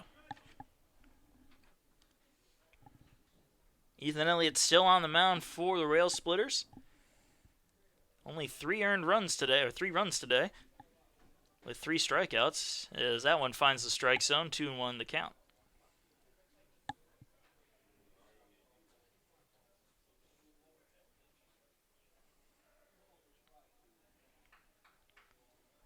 Two-one. Fly ball into center field. Going back is Augustine, and he's tracking it down, and he makes the catch. Falling over. Looks like he tripped over his own feet, but the end result is all that matters, and it was a catch for out number 1. Nice track down there by Augustine, despite the trip there at the end of the play. That'll bring up John Banks 0 for 2 with a strikeout. He comes up with nobody on and 1 down.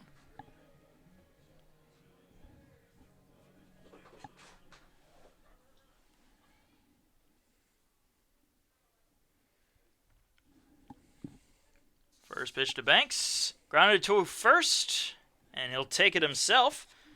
So ground out to Wages at first for Westerberg, and it's quickly 2 down.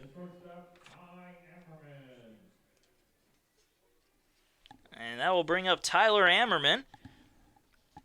1 for 2 today with a single, a run scored. He comes up with already 2 down here in the bottom of the 5th inning. That one finding the lower part of the strike zone, count 0-1.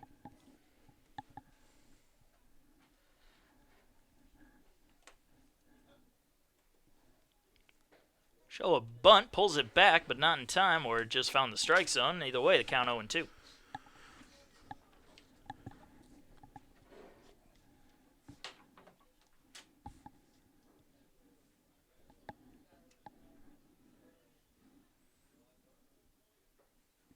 Checked his swing, managed to hold back, and that one just misses, so the count now 1-2.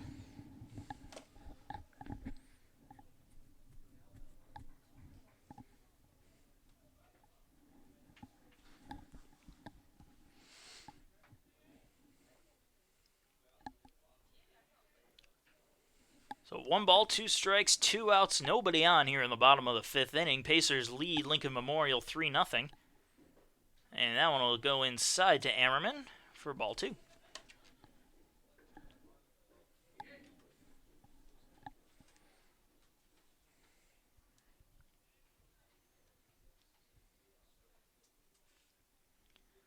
And the 2-2 pitch. Fouled off, and we'll do it all over again.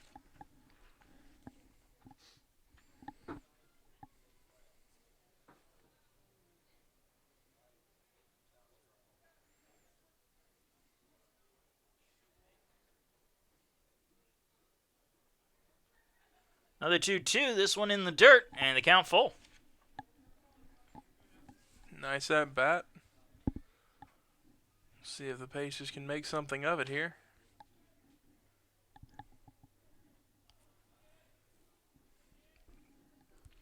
Three-two pitch. Swing and a miss. Strike 3 and the 3rd out. So the Pacers go down 1-2-3. Still holding on to a 3-0 lead as we go into the top of the 6th inning.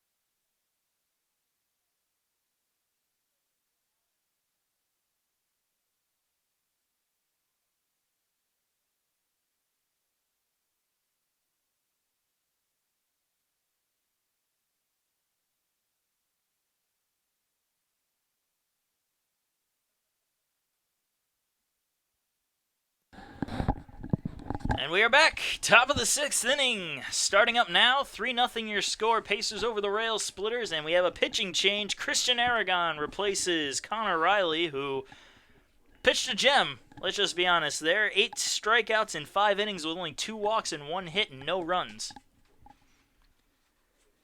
And a 1-0 count here to start things off, as he faces off against Nate Stinson in the top of the order. Now 1-all. Stinson is 1 for 2 today. Single and a strikeout. The 1-1. Foul back and count 1-2. Aragon, a 6'2 lefty, junior out of Peachtree City, Georgia.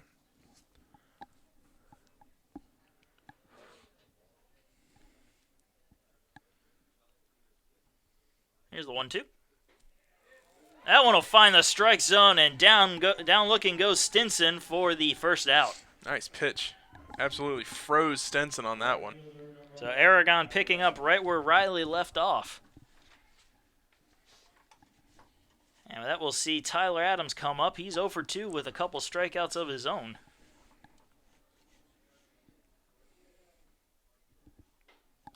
First pitch misses outside, 1-0.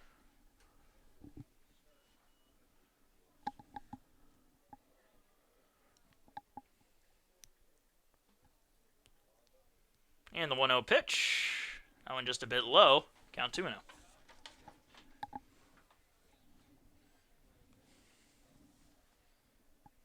know if that's how you want me to phrase it, but you can rephrase it if you want. 2-0 pitch. Misses outside, and with that, the count 3-0. I don't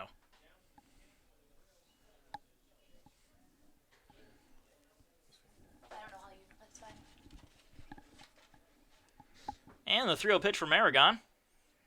Had to expect that one to be right down the middle, and it was 3-1.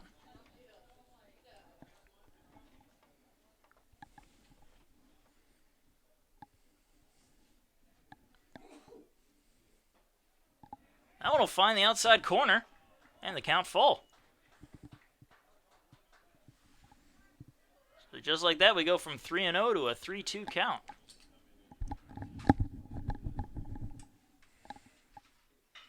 There's a ground ball to third. Nice play. Throw to first is in time for the second out. Way to pitch yourself out of trouble there from Aragon. Gave up those 3 walks, as you said earlier. 2 quick strikes and a ground out. Nice play. Good fielding there from Weeks. And Weeks just picked it up on a hop. Long throw and a nice little stretch by Banks. Seems to be pretty comfortable over at first so far. He's looked good so far this game. See how that continues on into the season, but he looks good over there. So with 2 outs now and a 1-0 count, we see Logan Augustine, the center fielder, come to bat. 0 for 2 today with a pair of flyouts. So it looks like my worries about John Banks have been all for nothing so far. So far, we'll see how that continues on in the season. But yeah, as you mentioned, he looks really good over there at first. A 2-0 count now.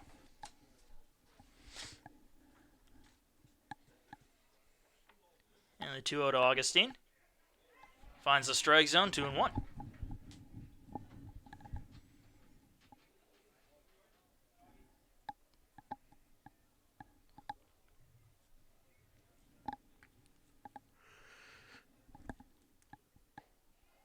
Outside part of the plate evens the count at 2-2.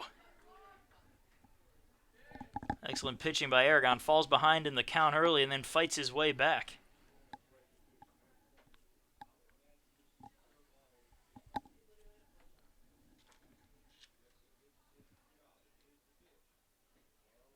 Just a bit outside and the count full once again. A little wild on that breaker.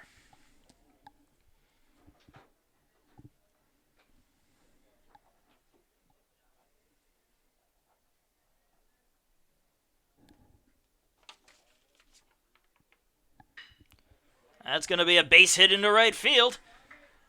That's the first hit since the first inning for the Rail Splitters. The first hit since the first at-bat of the first inning. I didn't want to say it, but Just a testament to how well Connor Riley did this game. 5 innings pitched, 1 hit, 2 walks, no runs. And that will bring up Russell Clark, 0 for 2 today. He's a runner on first with 2 down, as the Rail Splitters are still only trailing 3-0 to the Pacers. One swing of the bat, and it's a new ball game. Check throw from Oregon to...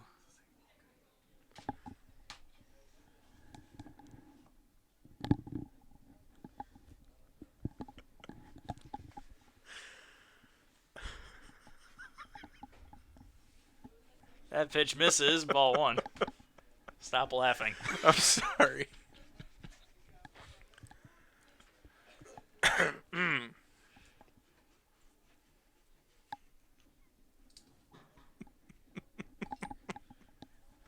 I'll throw you out of this booth in a second. Another check throw to first.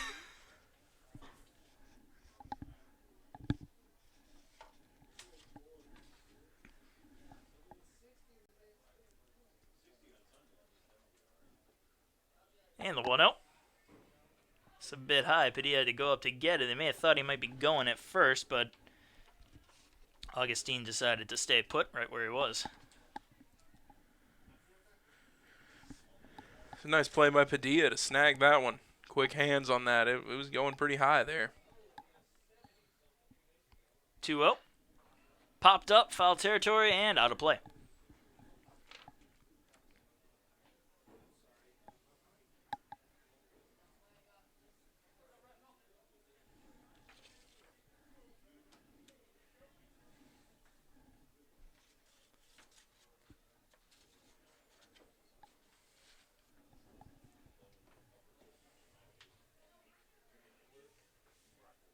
That one just missing inside. Count 3-1.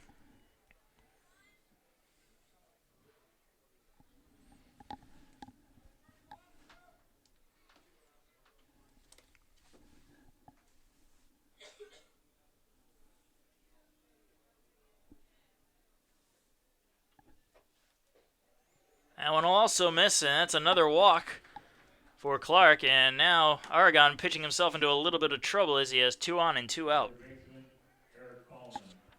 He showed a little bit of a control issue here.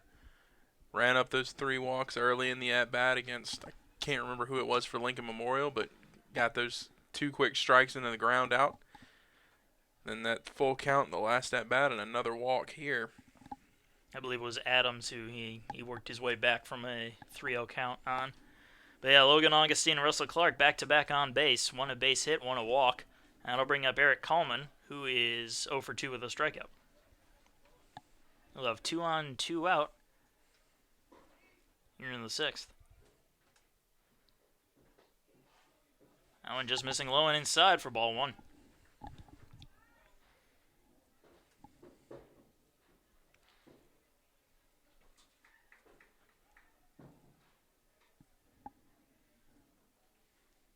The 1-0. Grounder up the middle to short. Picked up and to Mercado from Ammerman for the 3rd and final out. So Oregon works his way out of trouble there with an easy ground out. And the Pacers hold their 3-0 lead as we go into the bottom of the 6th.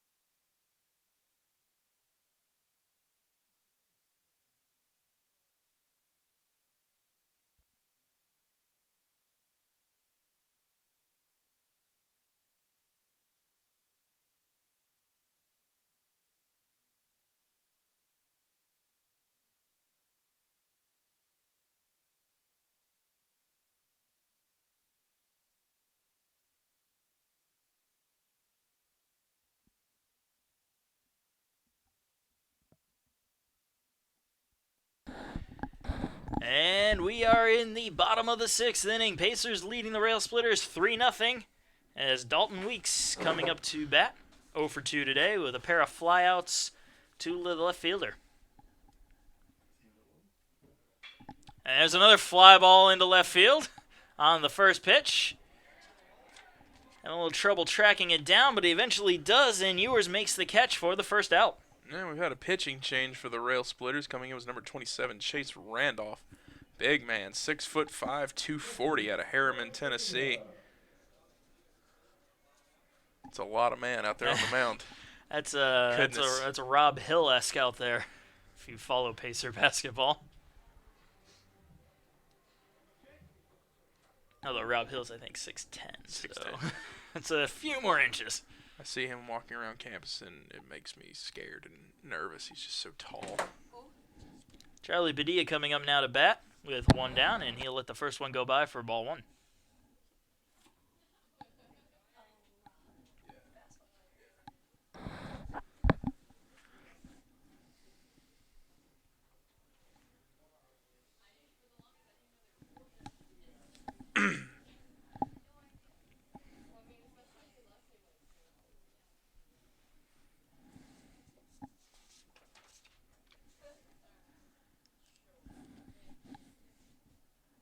And the 1-0 pitch to Padilla. Right down the middle there for strike 1. Evens the count. Padilla 1 for 2 today. Singled his first time up and flew out to center.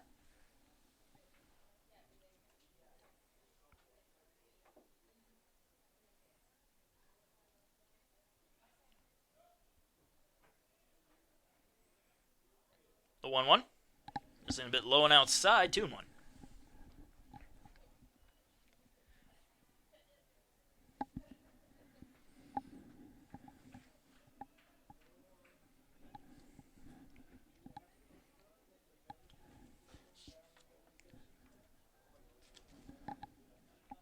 And the 2-1 pitch from Randolph. Missing low and outside again, 3-1.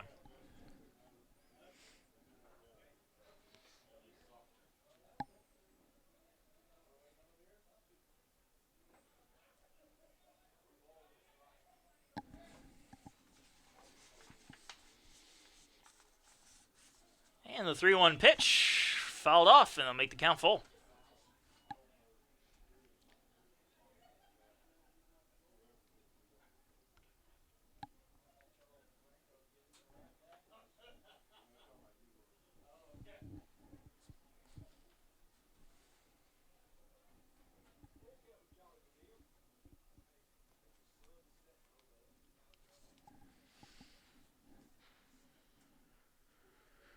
And the 3-2 pitch. Another line drive foul, and we'll do it all over again. And Padilla has some big shoes to fill coming into the catcher's spot, as we mentioned earlier with Max Schoen's departure for graduation. And we'll see how he does starting off. So far, doing all right. Has a 3-2 count here with one away here in the bottom of the 6th inning. And that one is going to go all the way to the backstop from the dirt. And Padilla will be on base with a leadoff walk. Or not a leadoff walk, a walk. Whatever it is. It is a walk, something like that.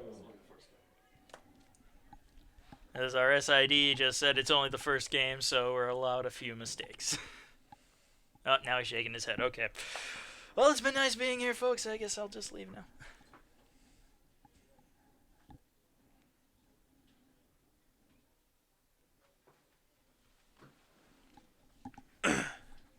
Well, if he fires you, I guess that means he has to put on the headset. No, he'll just find somebody else to do it.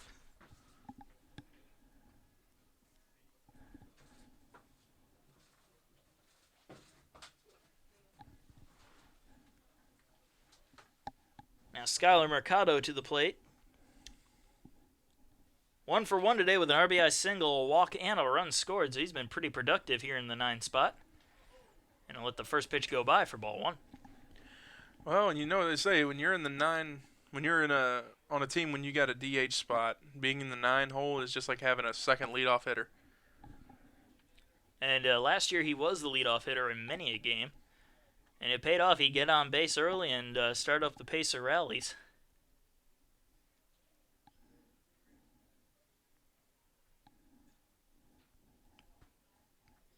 And the 1-0 pitch. Bit low. Count 2-0.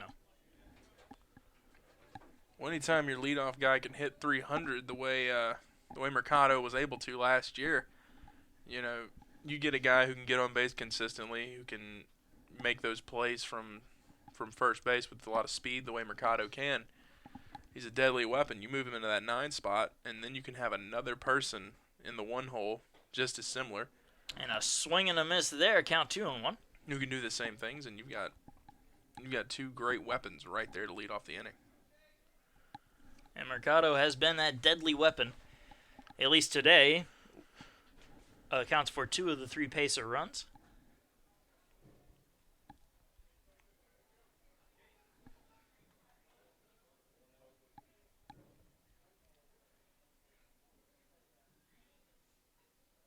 And the 2-1 pitch. Tried to check his swing. May have been able to, but it was in the strike zone anyway. So regardless, the count now 2-2.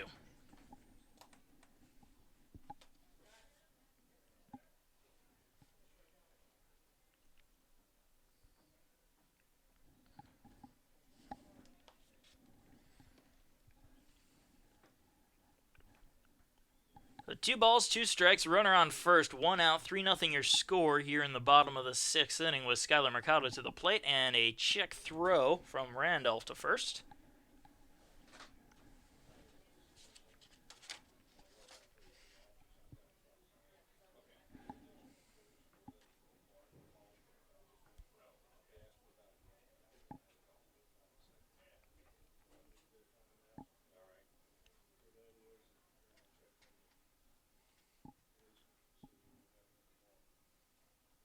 Randolph taking his time delivering, and he ends up check throw over to first again.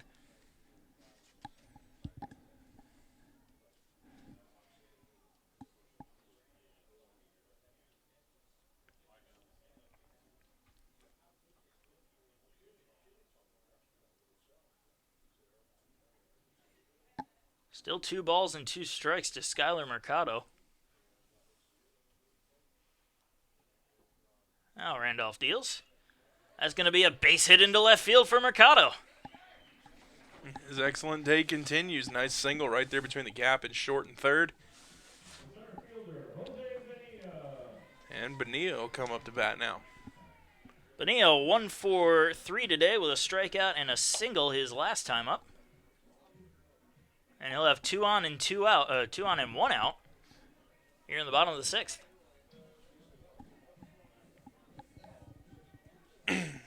Pacers down with a chance to extend this lead.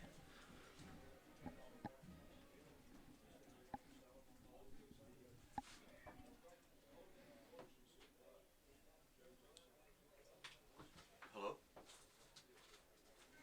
Yes.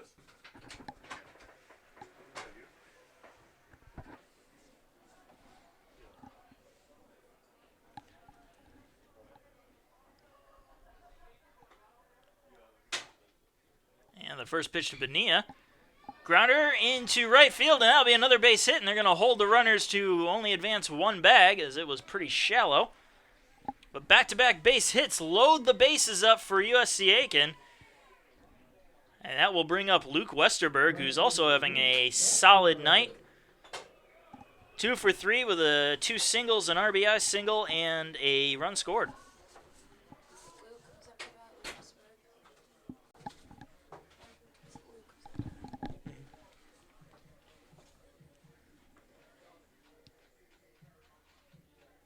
The bases are loaded for Luke Westerberg. Pacers a chance to blow this game wide open here in the 6th inning.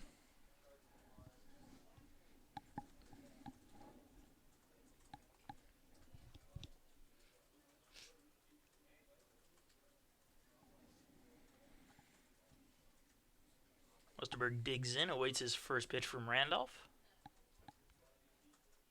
Infield playing in, trying to get the run. Randolph steps off the rubber now, and we'll have to wait a little bit.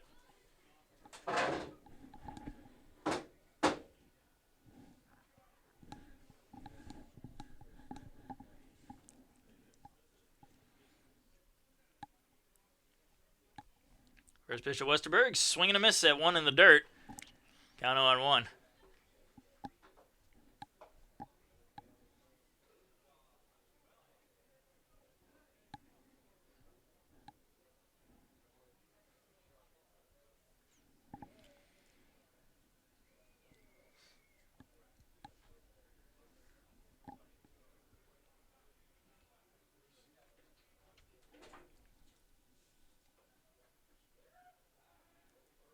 And a little check on all the runners there from Randolph without a throw. I don't know where he was going. He was checking every base. Just trying to make sure they're not going anywhere, I guess. None of his infield are covering the bags, however, so any check throw would result in a disaster. Here's the 0-1 pitch. That one outside. Westerberg lays off of it. Count 1-1.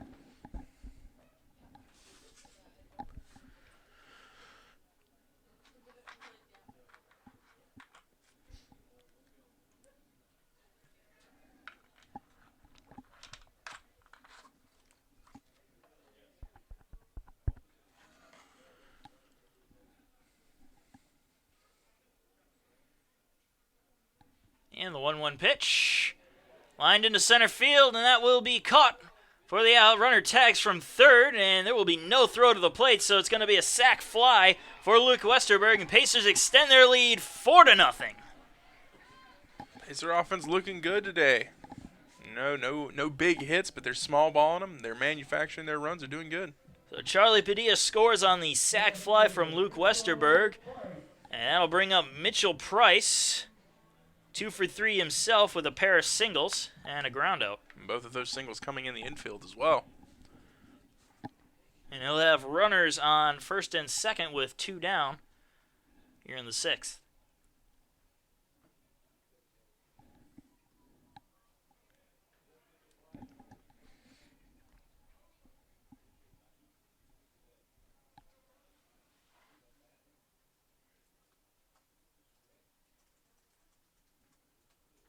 And a swing and a miss. Price a little bit eager on that one. Went a little too early. Count 0-1.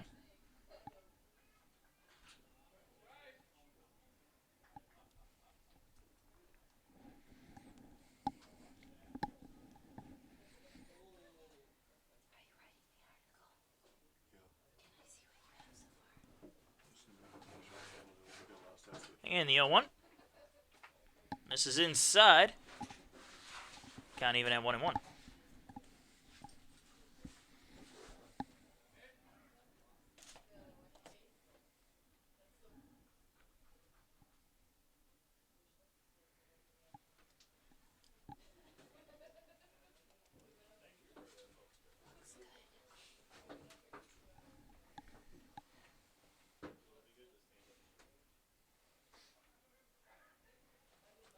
The 1-1 pitch to Price. Fly ball into left field.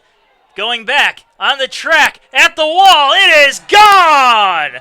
The first home run of the season goes to Mitchell Price, and it's a 3-run shot. And the Pacers now lead it 7-0. And he got all of that one. He knocked the laces off of that one. Beautiful hit from Price. I don't think anybody in the stadium had any doubt about that one. That was a nice hit. And the Pacers will certainly enjoy the benefit of that.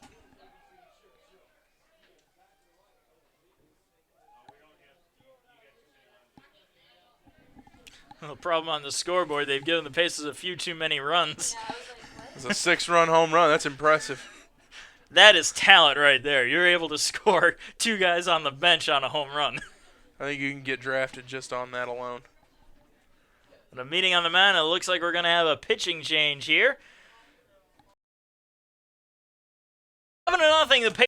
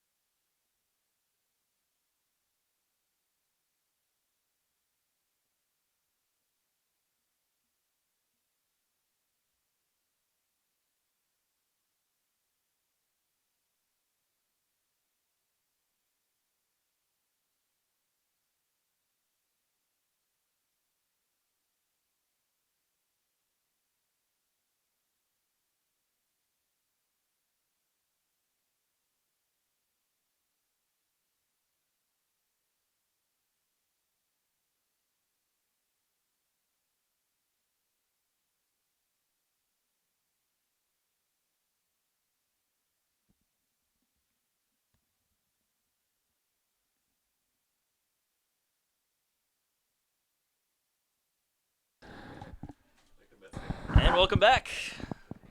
7-0 your score in the top of the 7th inning. Mason Ewers to lead it off for the Rail Splitters.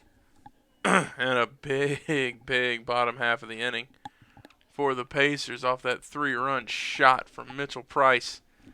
A lot of people look at Price and they say, hey, he's a speedster, but he doesn't have any power. No, he's got some power in that bat when he needs to. Quietly hit 14 home runs, good for second on the team last season, behind Zach Moon with his 16. And the 1-1 pitch comes inside. Looks like it got a piece of Ewers, and he'll head on down to first base on the hit by pitch. It did indeed.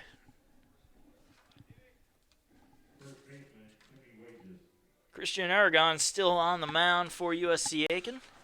He's got a runner on first now with Timmy Wages coming up. Wages 0 for 2 today with a strikeout.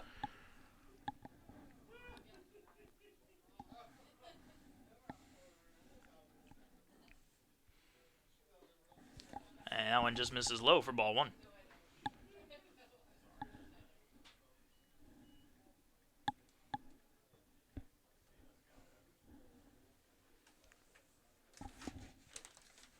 And the 1-0 pitch.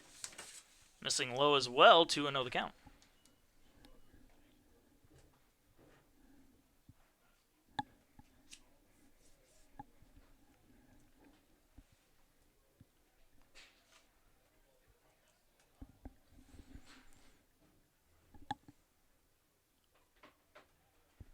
And a check throw to first base. Trying to keep Ewers close.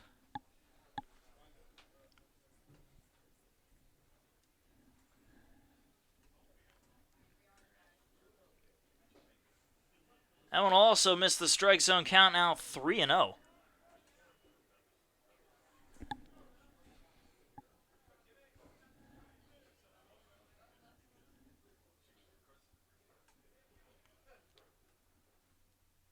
Three-0 pitch. Right down the middle for strike 1, count 3-1. Aragon still seems to be struggling with his command a little bit here. 3-1 pitch, swing and a miss, count full. No command issues on that one. Well, the last inning he did this a couple times where he worked himself into a hole, a 3-0 hole, and then he came right back and got the out. Well, it doesn't help it doesn't hurt when you're winning by 7. You have a little bit of room to work with here. And that one gonna miss upstairs on the full count pitch. And heading down the first on the walk is Timmy Wages.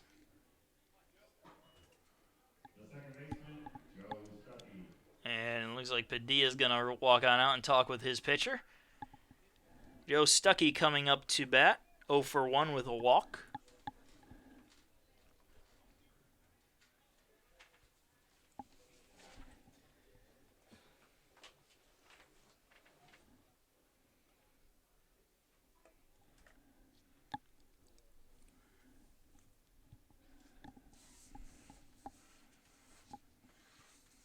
So 2 on and nobody out here to start off the 7th inning. So Aragon already in a bit of trouble.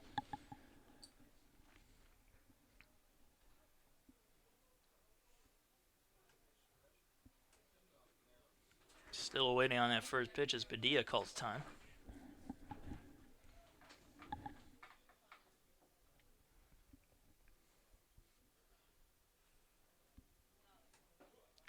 Check swing. Did he go? They're going to appeal, and he say no, so ball 1.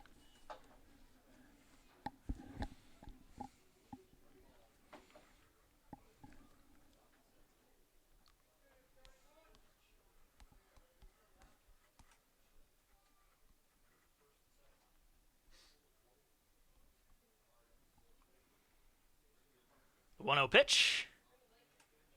Curves just inside, and the count 2-0.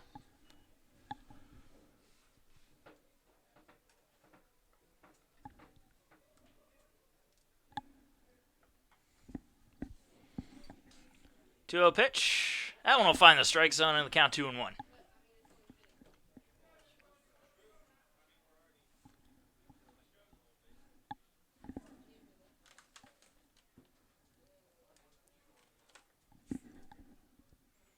2-1 pitch. Fly ball into center field. And that one will be caught by Bonilla for the first out. Nice defensive play by Bonilla there. It was a good hit. Just unfortunately right at the center fielder, Bonilla. And the runners will stay right where they are at first and second base. And Seth Hunt, the shortstop, steps up to the plate. 0 for 2 today.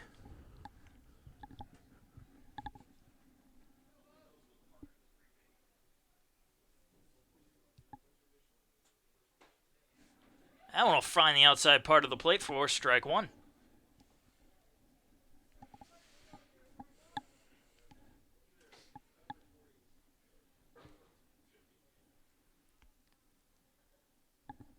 In the 0-1 to Hunt. Popped up, foul territory, and out of play.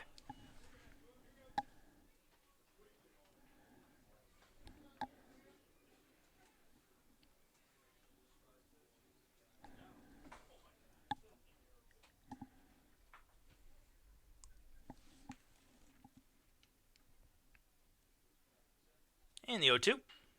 Another foul ball. Keeps the count right where it is.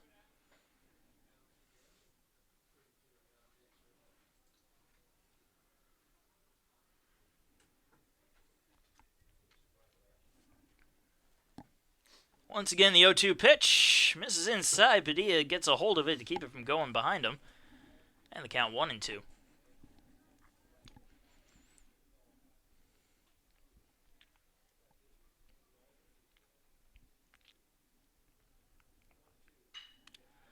Liner into right field, diving and making the catch for the second out. Beautiful catch by Westerberg. Nice diving effort on that one. Luke Westerberg covered a lot of ground quickly on a low line drive, making a beautiful catch for the second out, and most certainly saving a run. Excellent effort. Nice hustle by Westerberg.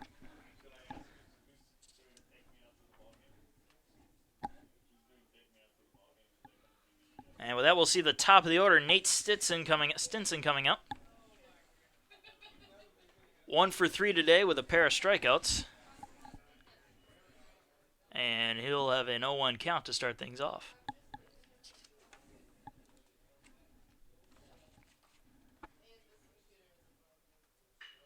Grounded to third, snagged by Weeks. He steps on third base and gets the out to end the threat and end the inning.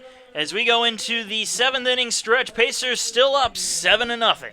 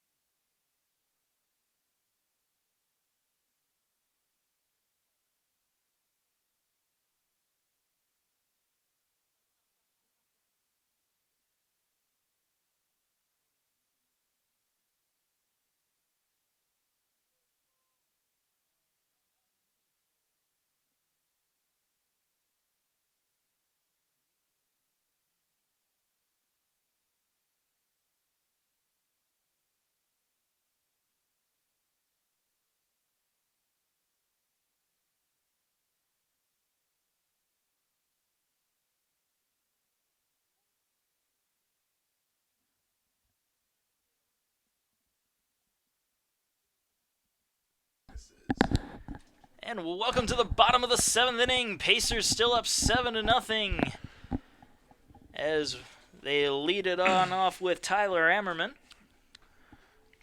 Absolutely dominant showing from the Pacers so far, both on the offensive side of the ball and pitching. only allowed 2 hits to this Rail Splitters team.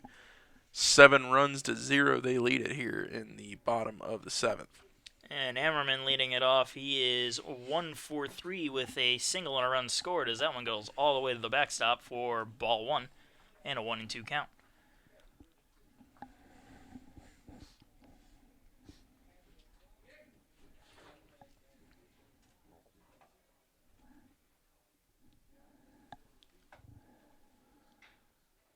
Allen fouled off, possibly fouled off his foot. He's walking slightly gingerly. Keeps the count right where it is, however, at 1-2. That's what I was thinking. This is why we usually tailgate in the first 3 innings of Brewers games. And the 1-2. Misses low and outside, evens the count at 2-2.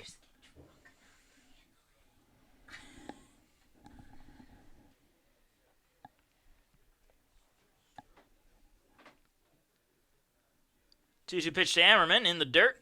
Count full. So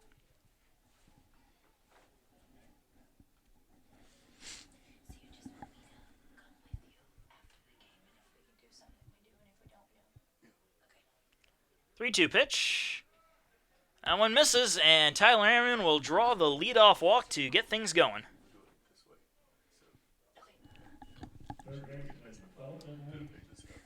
And Dalton Weeks stepping up to the plate now, 0 for 3, and all 3 of his outs have been flyouts to left field. Yeah, I believe they've been coming in a little bit every time, too. Hit one to the warning track, one just outside the warning track, and one a little bit shallower in left field. So we'll see what happens here as he has 1 on and nobody out. And he'll take a first pitch, ball 1. 4th time's the charm, that's the saying, right? That's what it is, yeah? We'll go with that. And we're going to have a momentary pause here as there's a meeting on the mound. Doesn't look like a pitching change. Probably just going to go over something, I guess. This Pacer broadcast is brought to you in part by Willie Jewell's Barbecue. Willie Jewell's, the newest restaurant in town. Every dish is served with a side of Southern hospitality, so hop on in today. Be sure to tell them Pacer Sports sent you.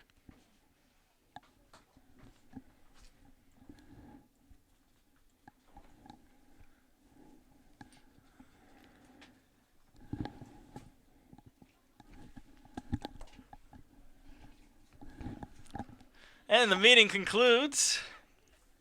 Everybody heads back to their positions. Weeks steps back into the box and awaits his 1-0 pitch.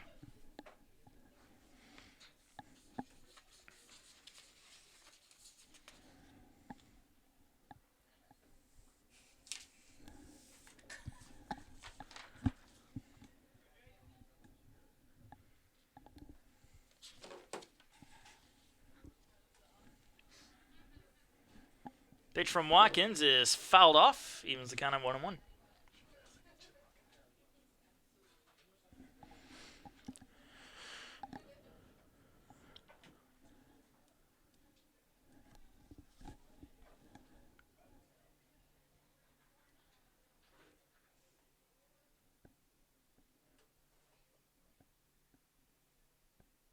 The 1-1.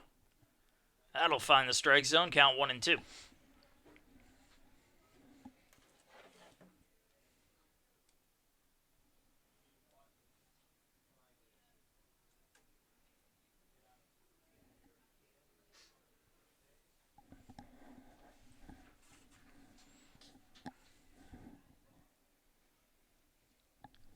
And Watkins steps off the rubber for a moment. Momentary pause before the 1-2 pitch.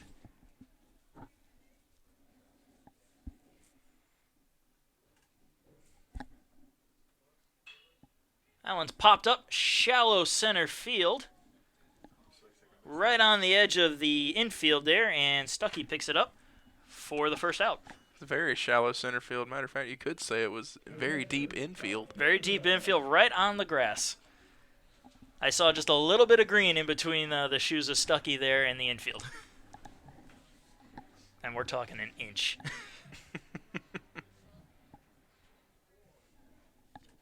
Charlie Padilla steps to the plate now with 1 on and 1 out here in the bottom of the 7th of a 7-0 Pacer ball game.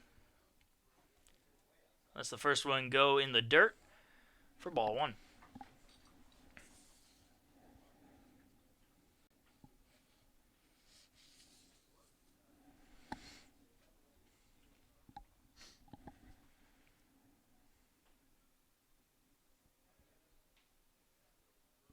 And the 1-0 pitch.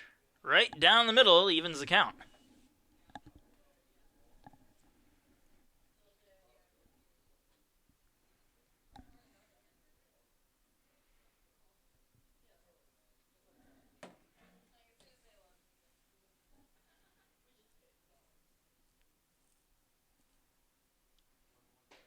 And the 1-1, pretty much the same exact spot down the middle, 1-2 the count. Yeah, Padilla was a little bit upset with himself there for missing that one, I think.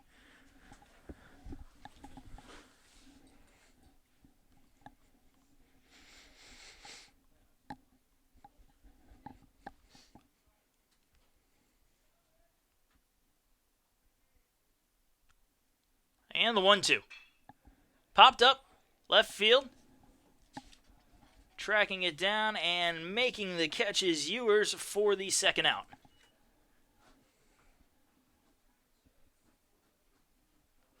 The second baseman, Skyler Mercado. And that will bring up Skyler Mercado.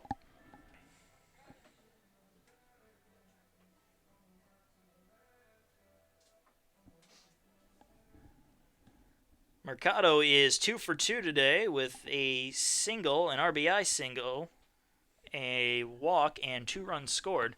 So very productive day for Mercado as he comes up with 2 outs and a runner on first.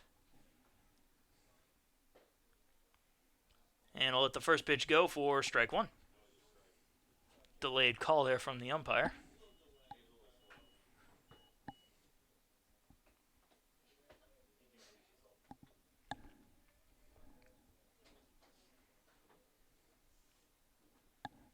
The 0-1. That's going to be a liner into right field and caught for the third and final out. So the Pacers will leave one stranded and don't score a run. But they still hold that 7-0 lead as we go into the 8th inning by that score.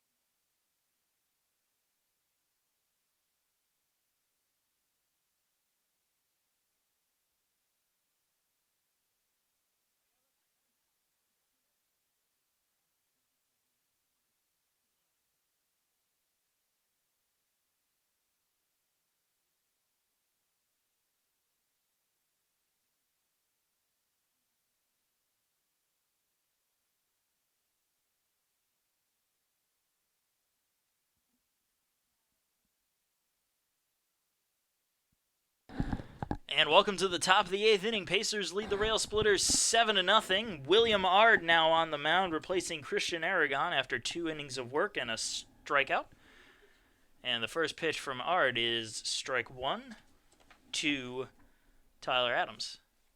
That one just missing low, count even at 1-1. Couple more substitutions in the infield. Brian Pereira takes over for John Banks at first base, and Joey Smithers now patrols second base as that one's in the dirt for ball 2.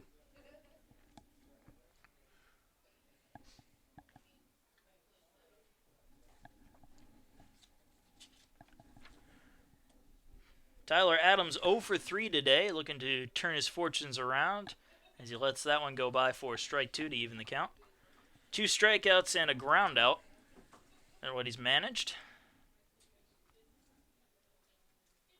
And a swing and a miss there for strikeout number 3 on the night. And that'll get things started here in the 8th. Good first third of an inning for William Ard, little brother of Doug Ard. And Doug Ard, one of the Pacer catchers. Story is he wanted more scholarship money than his brother to play for the Pacers. So the Pacers offered him a $1 more, and that's all it took. First pitch is ball 1 to Logan Augustine. 1 for 3 today with a single. And the count now even at 1-1. You know, a lot of people talk about how the dollar is going down in value, but you can get a lot for your dollar these days, including a collegiate baseball player. Hey, I think a little more than $1 was spent, but Yeah, we'll assume $1. the 1-1, swing and a miss, strike 2. Used to be able to get a drink in the student activity center at the school here for $1. Not anymore. Gotta add a quarter to that. I miss freshman year. Don't we all? And the 1-2. Grounder to first. Pereira knocks it down, picks it up, flips it to Ard, who steps on the bag and makes the out for the second out. Nice play there by Pereira, using his body as a shield. You don't always have to field it perfectly as long as you get the out. As long as you get the ball down and get it on the bag, you're going to be all right. Doesn't have to be pretty as long as it's an out. So that'll bring up the catcher, Russell Clark. He is 0 for 2 with a walk.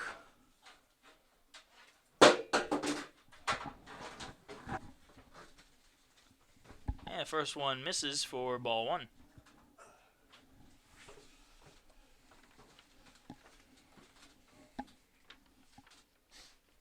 The 1-0.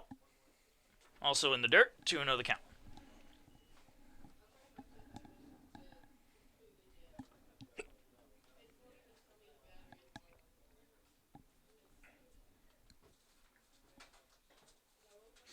That one just going to miss inside, and the count now 3-0.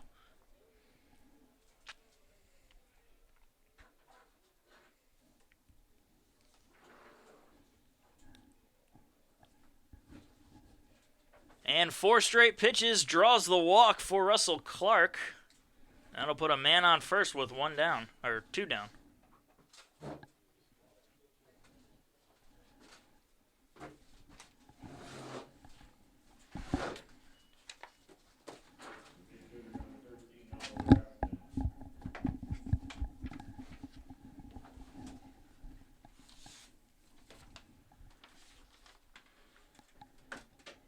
And Oliver Aston pinch hitting now in place of Eric Kalman.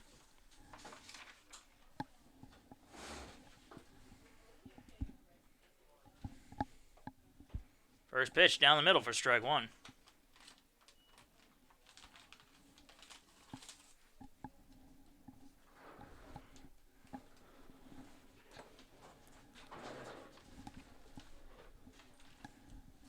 And the 0-1. Also fine in the middle of the strike zone. Count 0-2.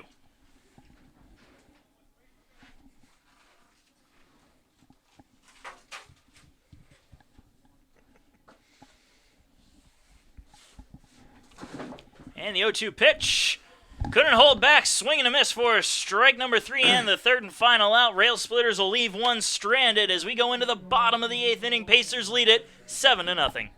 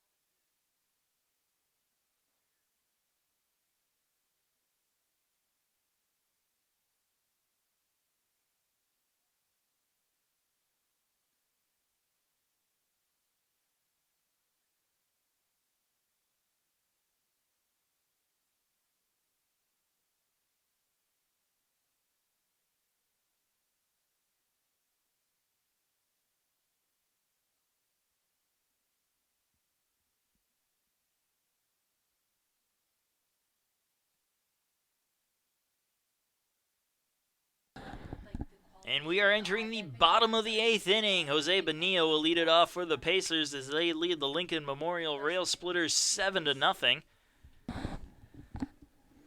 Bonilla 2 for 4 today with a pair of singles and a run scored. And he will lead it off here in the 8th. Swing and a miss on the first pitch from Watkins for strike 1.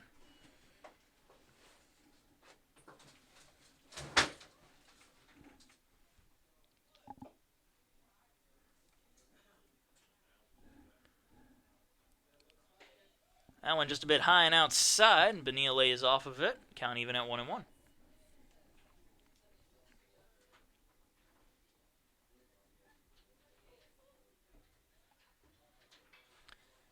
Bonilla will foul that one off in the count 1-2.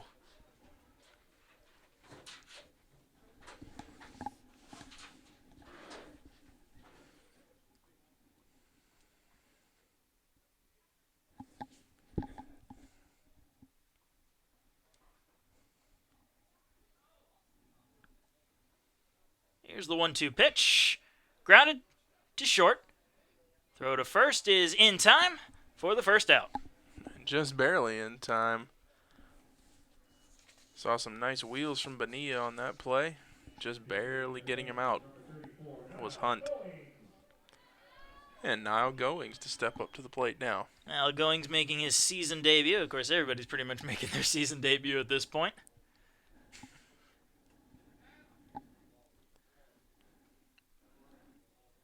Weren't sure if we'd see Goings at all this season. I mean, we are already in the 8th inning. Haven't seen him yet. I'll get a shot at him now with one down and nobody on. And he'll watch the first pitch go by the outside corner for strike 1. Goings has got some power. He's a bit streaky at times, but when he gets a hold of one, he can send it flying. The 0-1. I want to find the strike zone as well, 0-2. I think it's fitting that he wears the number 34. It's a very similar build to a famous ball player who used to wear that number. Just recently retired. If that one fouled off, count stays at 0-2. No, I'm talking about, right? Honestly. Big 34. team that I hate. Big Poppy. There you go. I think that's a bit of a stretch. I think Goings is much more in shape than Big Poppy. Well, I mean, he's a big presence out there.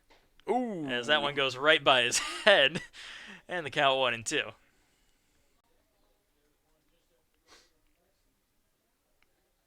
A lot of ball players are probably in better shape than Big Poppy, but we can't argue with his home run count.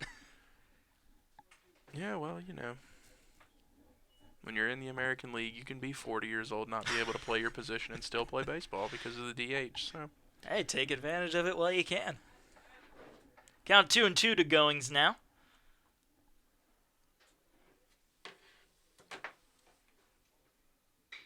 And he's going to ground it into left field for a base hit. and a nice little pop from the crowd for Niall Goings. So a good way to start off the season for Niall Goings, and Mitchell Price will step to the plate. Last time up, all he did was hit a beautiful 3-run shot to give the Pacers their 7-0 lead. No big deal. No big deal at all.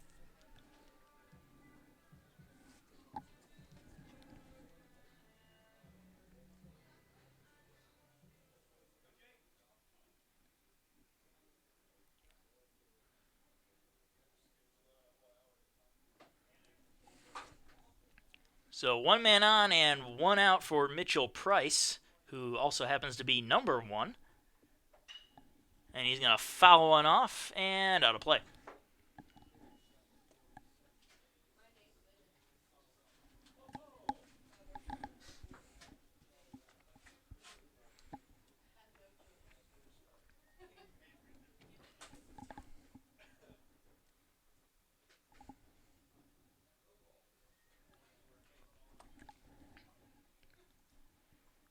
The 0-1 pitch. Fly ball into center field. They're going to have to go back for this one near the track, and another catch for the second out. It's the second time he's done it, but Augustine comes up with the out. Beautiful power there from Price. Hit that one dead straightaway center. Got to the track, just not quite enough to send it over the wall. So that Mitchell Price will probably end his day 3 for 5. Definitely nothing to sneeze at. It's a good outing for anybody, especially with a 3-run home run to cap it all off. And another pitching change coming up, so we're going to take a short break while the new pitcher warms up and come right back here in the bottom of the 8th inning.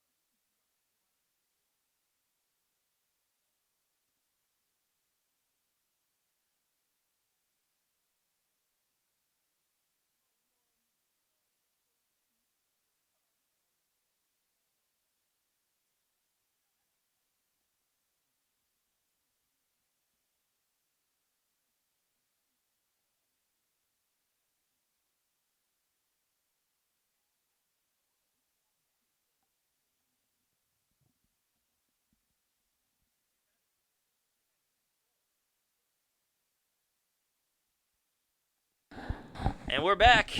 We're going to have Alex Mills pinch hitting for USC Aiken. Still waiting on the number for the new pitcher for the Rail Splitters, however. Alex Mills, 6'2", 205, from right here in Aiken, South Carolina. He's a freshman this season out of South Aiken High School. My alma mater. Your alma mater, too. My alma mater as well, yeah. And Mills will foul that one off for strike one. Number 31 is the new pitcher, Matt Walzak, for the Rail Splitters.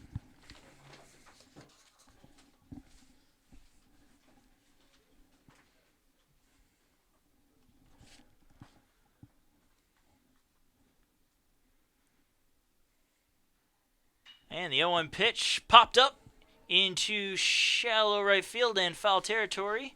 And it'll just hit the ground for strike number 2.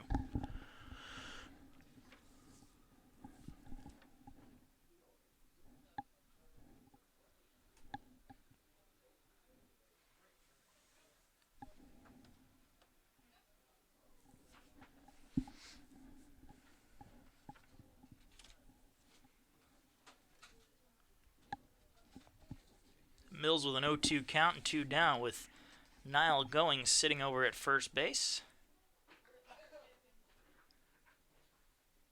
And that one in the dirt. However, I don't think Goings is going anywhere.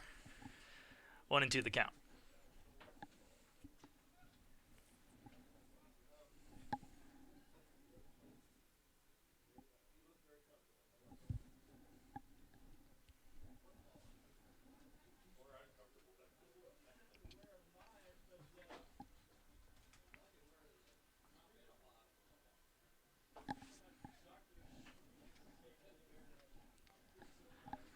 Mills digs in, waits the 1-2 pitch from Walzak.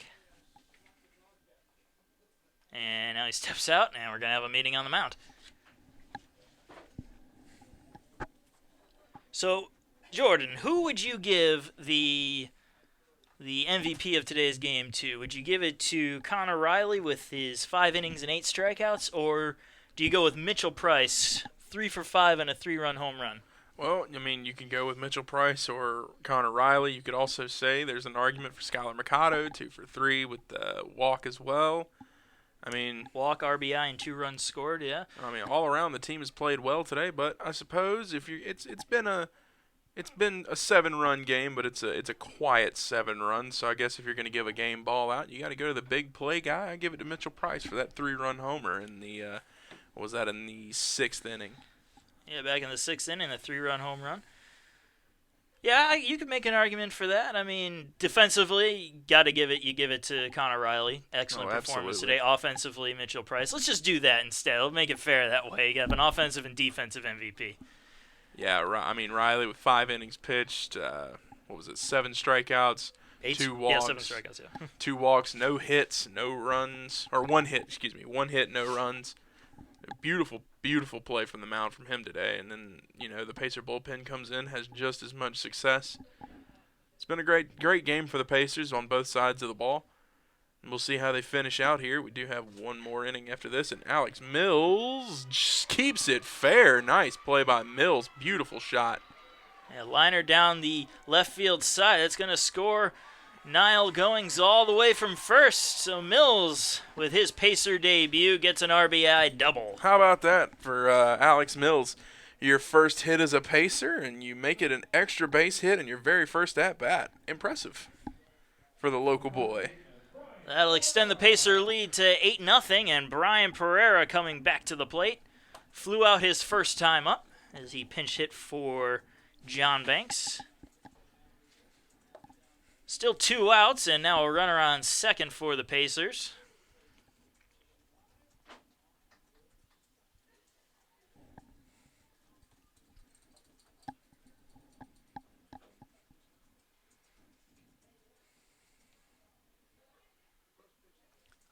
That one will find the lower part of the strike zone, count 0-1.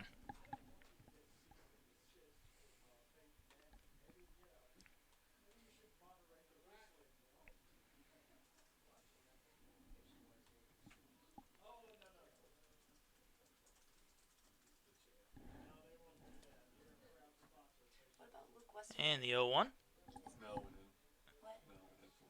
That one just a bit low, count even now at 1-1.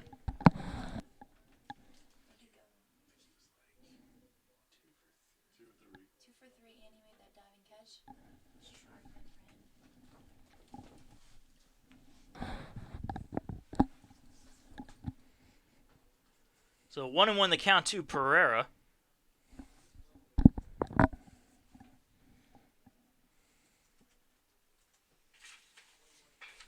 There's a high fly ball into shallow right field. And it's going to drop in there, miscommunication, and that's going to score Mills, and Pereira dives into second base. Somebody didn't call somebody off there, and it resulted in the mental error. We'll see how they score this one on the official score sheet.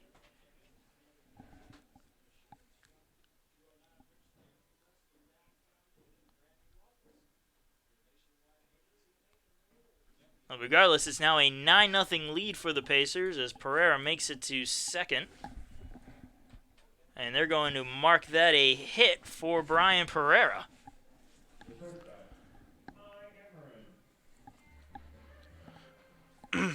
But to your point about the MVP of the game, it was just brought to my attention. I mean, Luke Westerberg is also a worthy candidate, 2 for 3 today. Yeah, 2 RBIs, runs scored, 2 singles. Not to forget that diving catch he made in right over there. I believe that was in the 7th inning.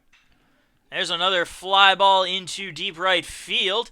This time it's going to be tracked down and caught by Adams for the third and final out. But the Pacers add a couple more. Extend their lead 9-0 as they go into the top of the 9th inning looking to close it all out.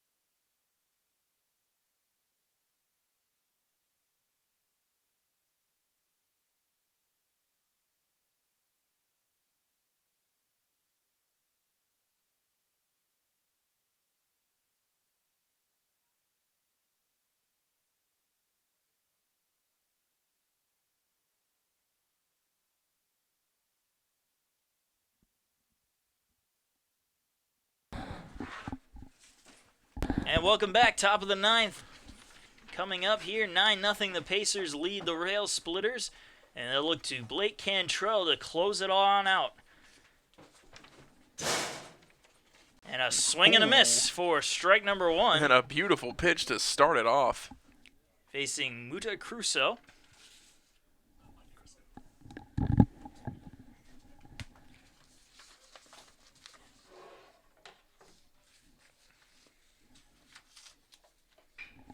That's going to be a hopper down the third base side and foul.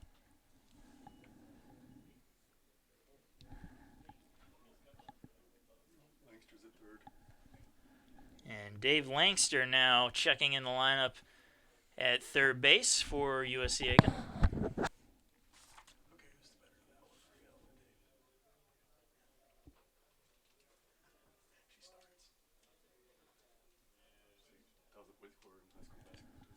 And the 0-2. Trying to get him to chase one outside, but a little too far outside, and count 1-2.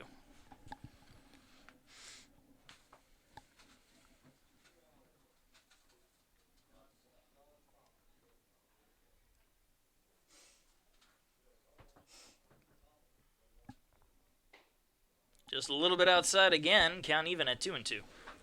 Getting it close, just not quite getting it inside from Cantrell.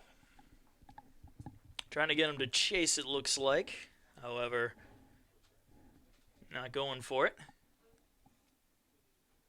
Swing and miss. This time he did go for it. Tag applied by Padilla for the first out. Cantrell looking good there in that first third.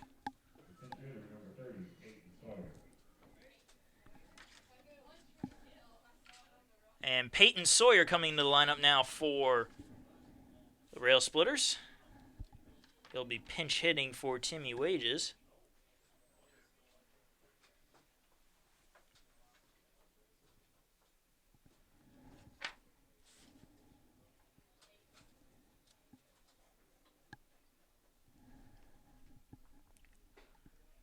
I don't find the strike zone on a heater. 0-1 the count. And that one had some heat to it, didn't it? Looked like about a 93, 94 mile an hour.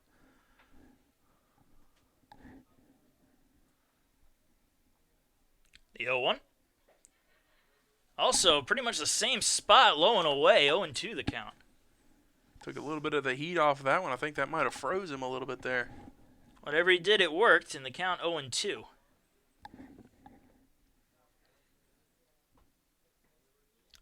Just a bit low. This time, no heat on that at all, and the count 1-2. Well, Cantrell's a simple pitcher. He's your prototypical ninth inning guy. He's got 2 pitches. He's got a really strong heater and a nice breaking slider.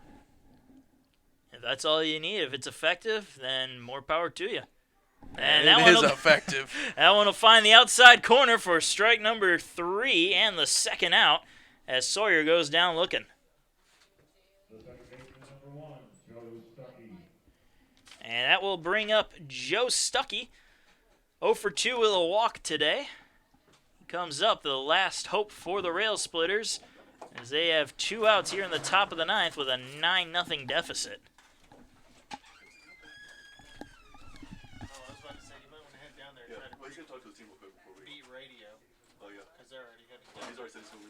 And the first pitch there is just a bit high for ball 1.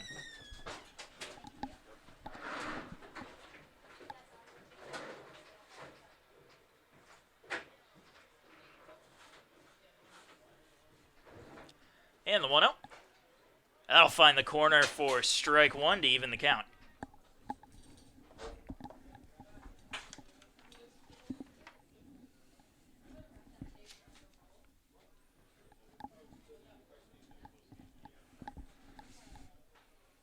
That one outside, 2-1 the count.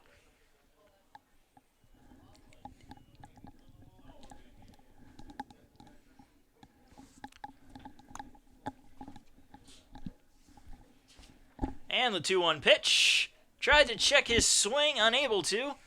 And that'll be strike 2. Cantrell looking crisp out there tonight.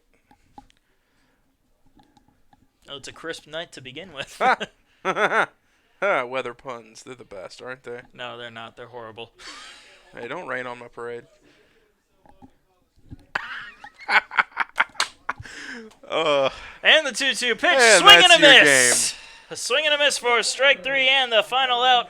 Cantrell strikes out the side to close out the game. The Pacers win it 9-0 over the Rail Splitters. And what a dominating performance it was on both sides of the ball for the Pacers. I mean, you had that beautiful start from Connor Riley, strong relief appearances from guys like from Aragon and from Cantrell and Ard. And then on the offensive side of the ball, I mean, guys like Westerberg, Mercado having 2-hit games. Mitchell Price, of course, with that big three-run home run. Strong appearances from pinch hitters like Niall Goings and that double from the freshman Alex Mills. You can't ask much better from a team than from a home opener than a performance like this. They treated this home crowd to a show tonight. It was a good, solid win. Everybody contributed, and all the pitchers for the Pacers recorded at least one strikeout, so that's a little something there.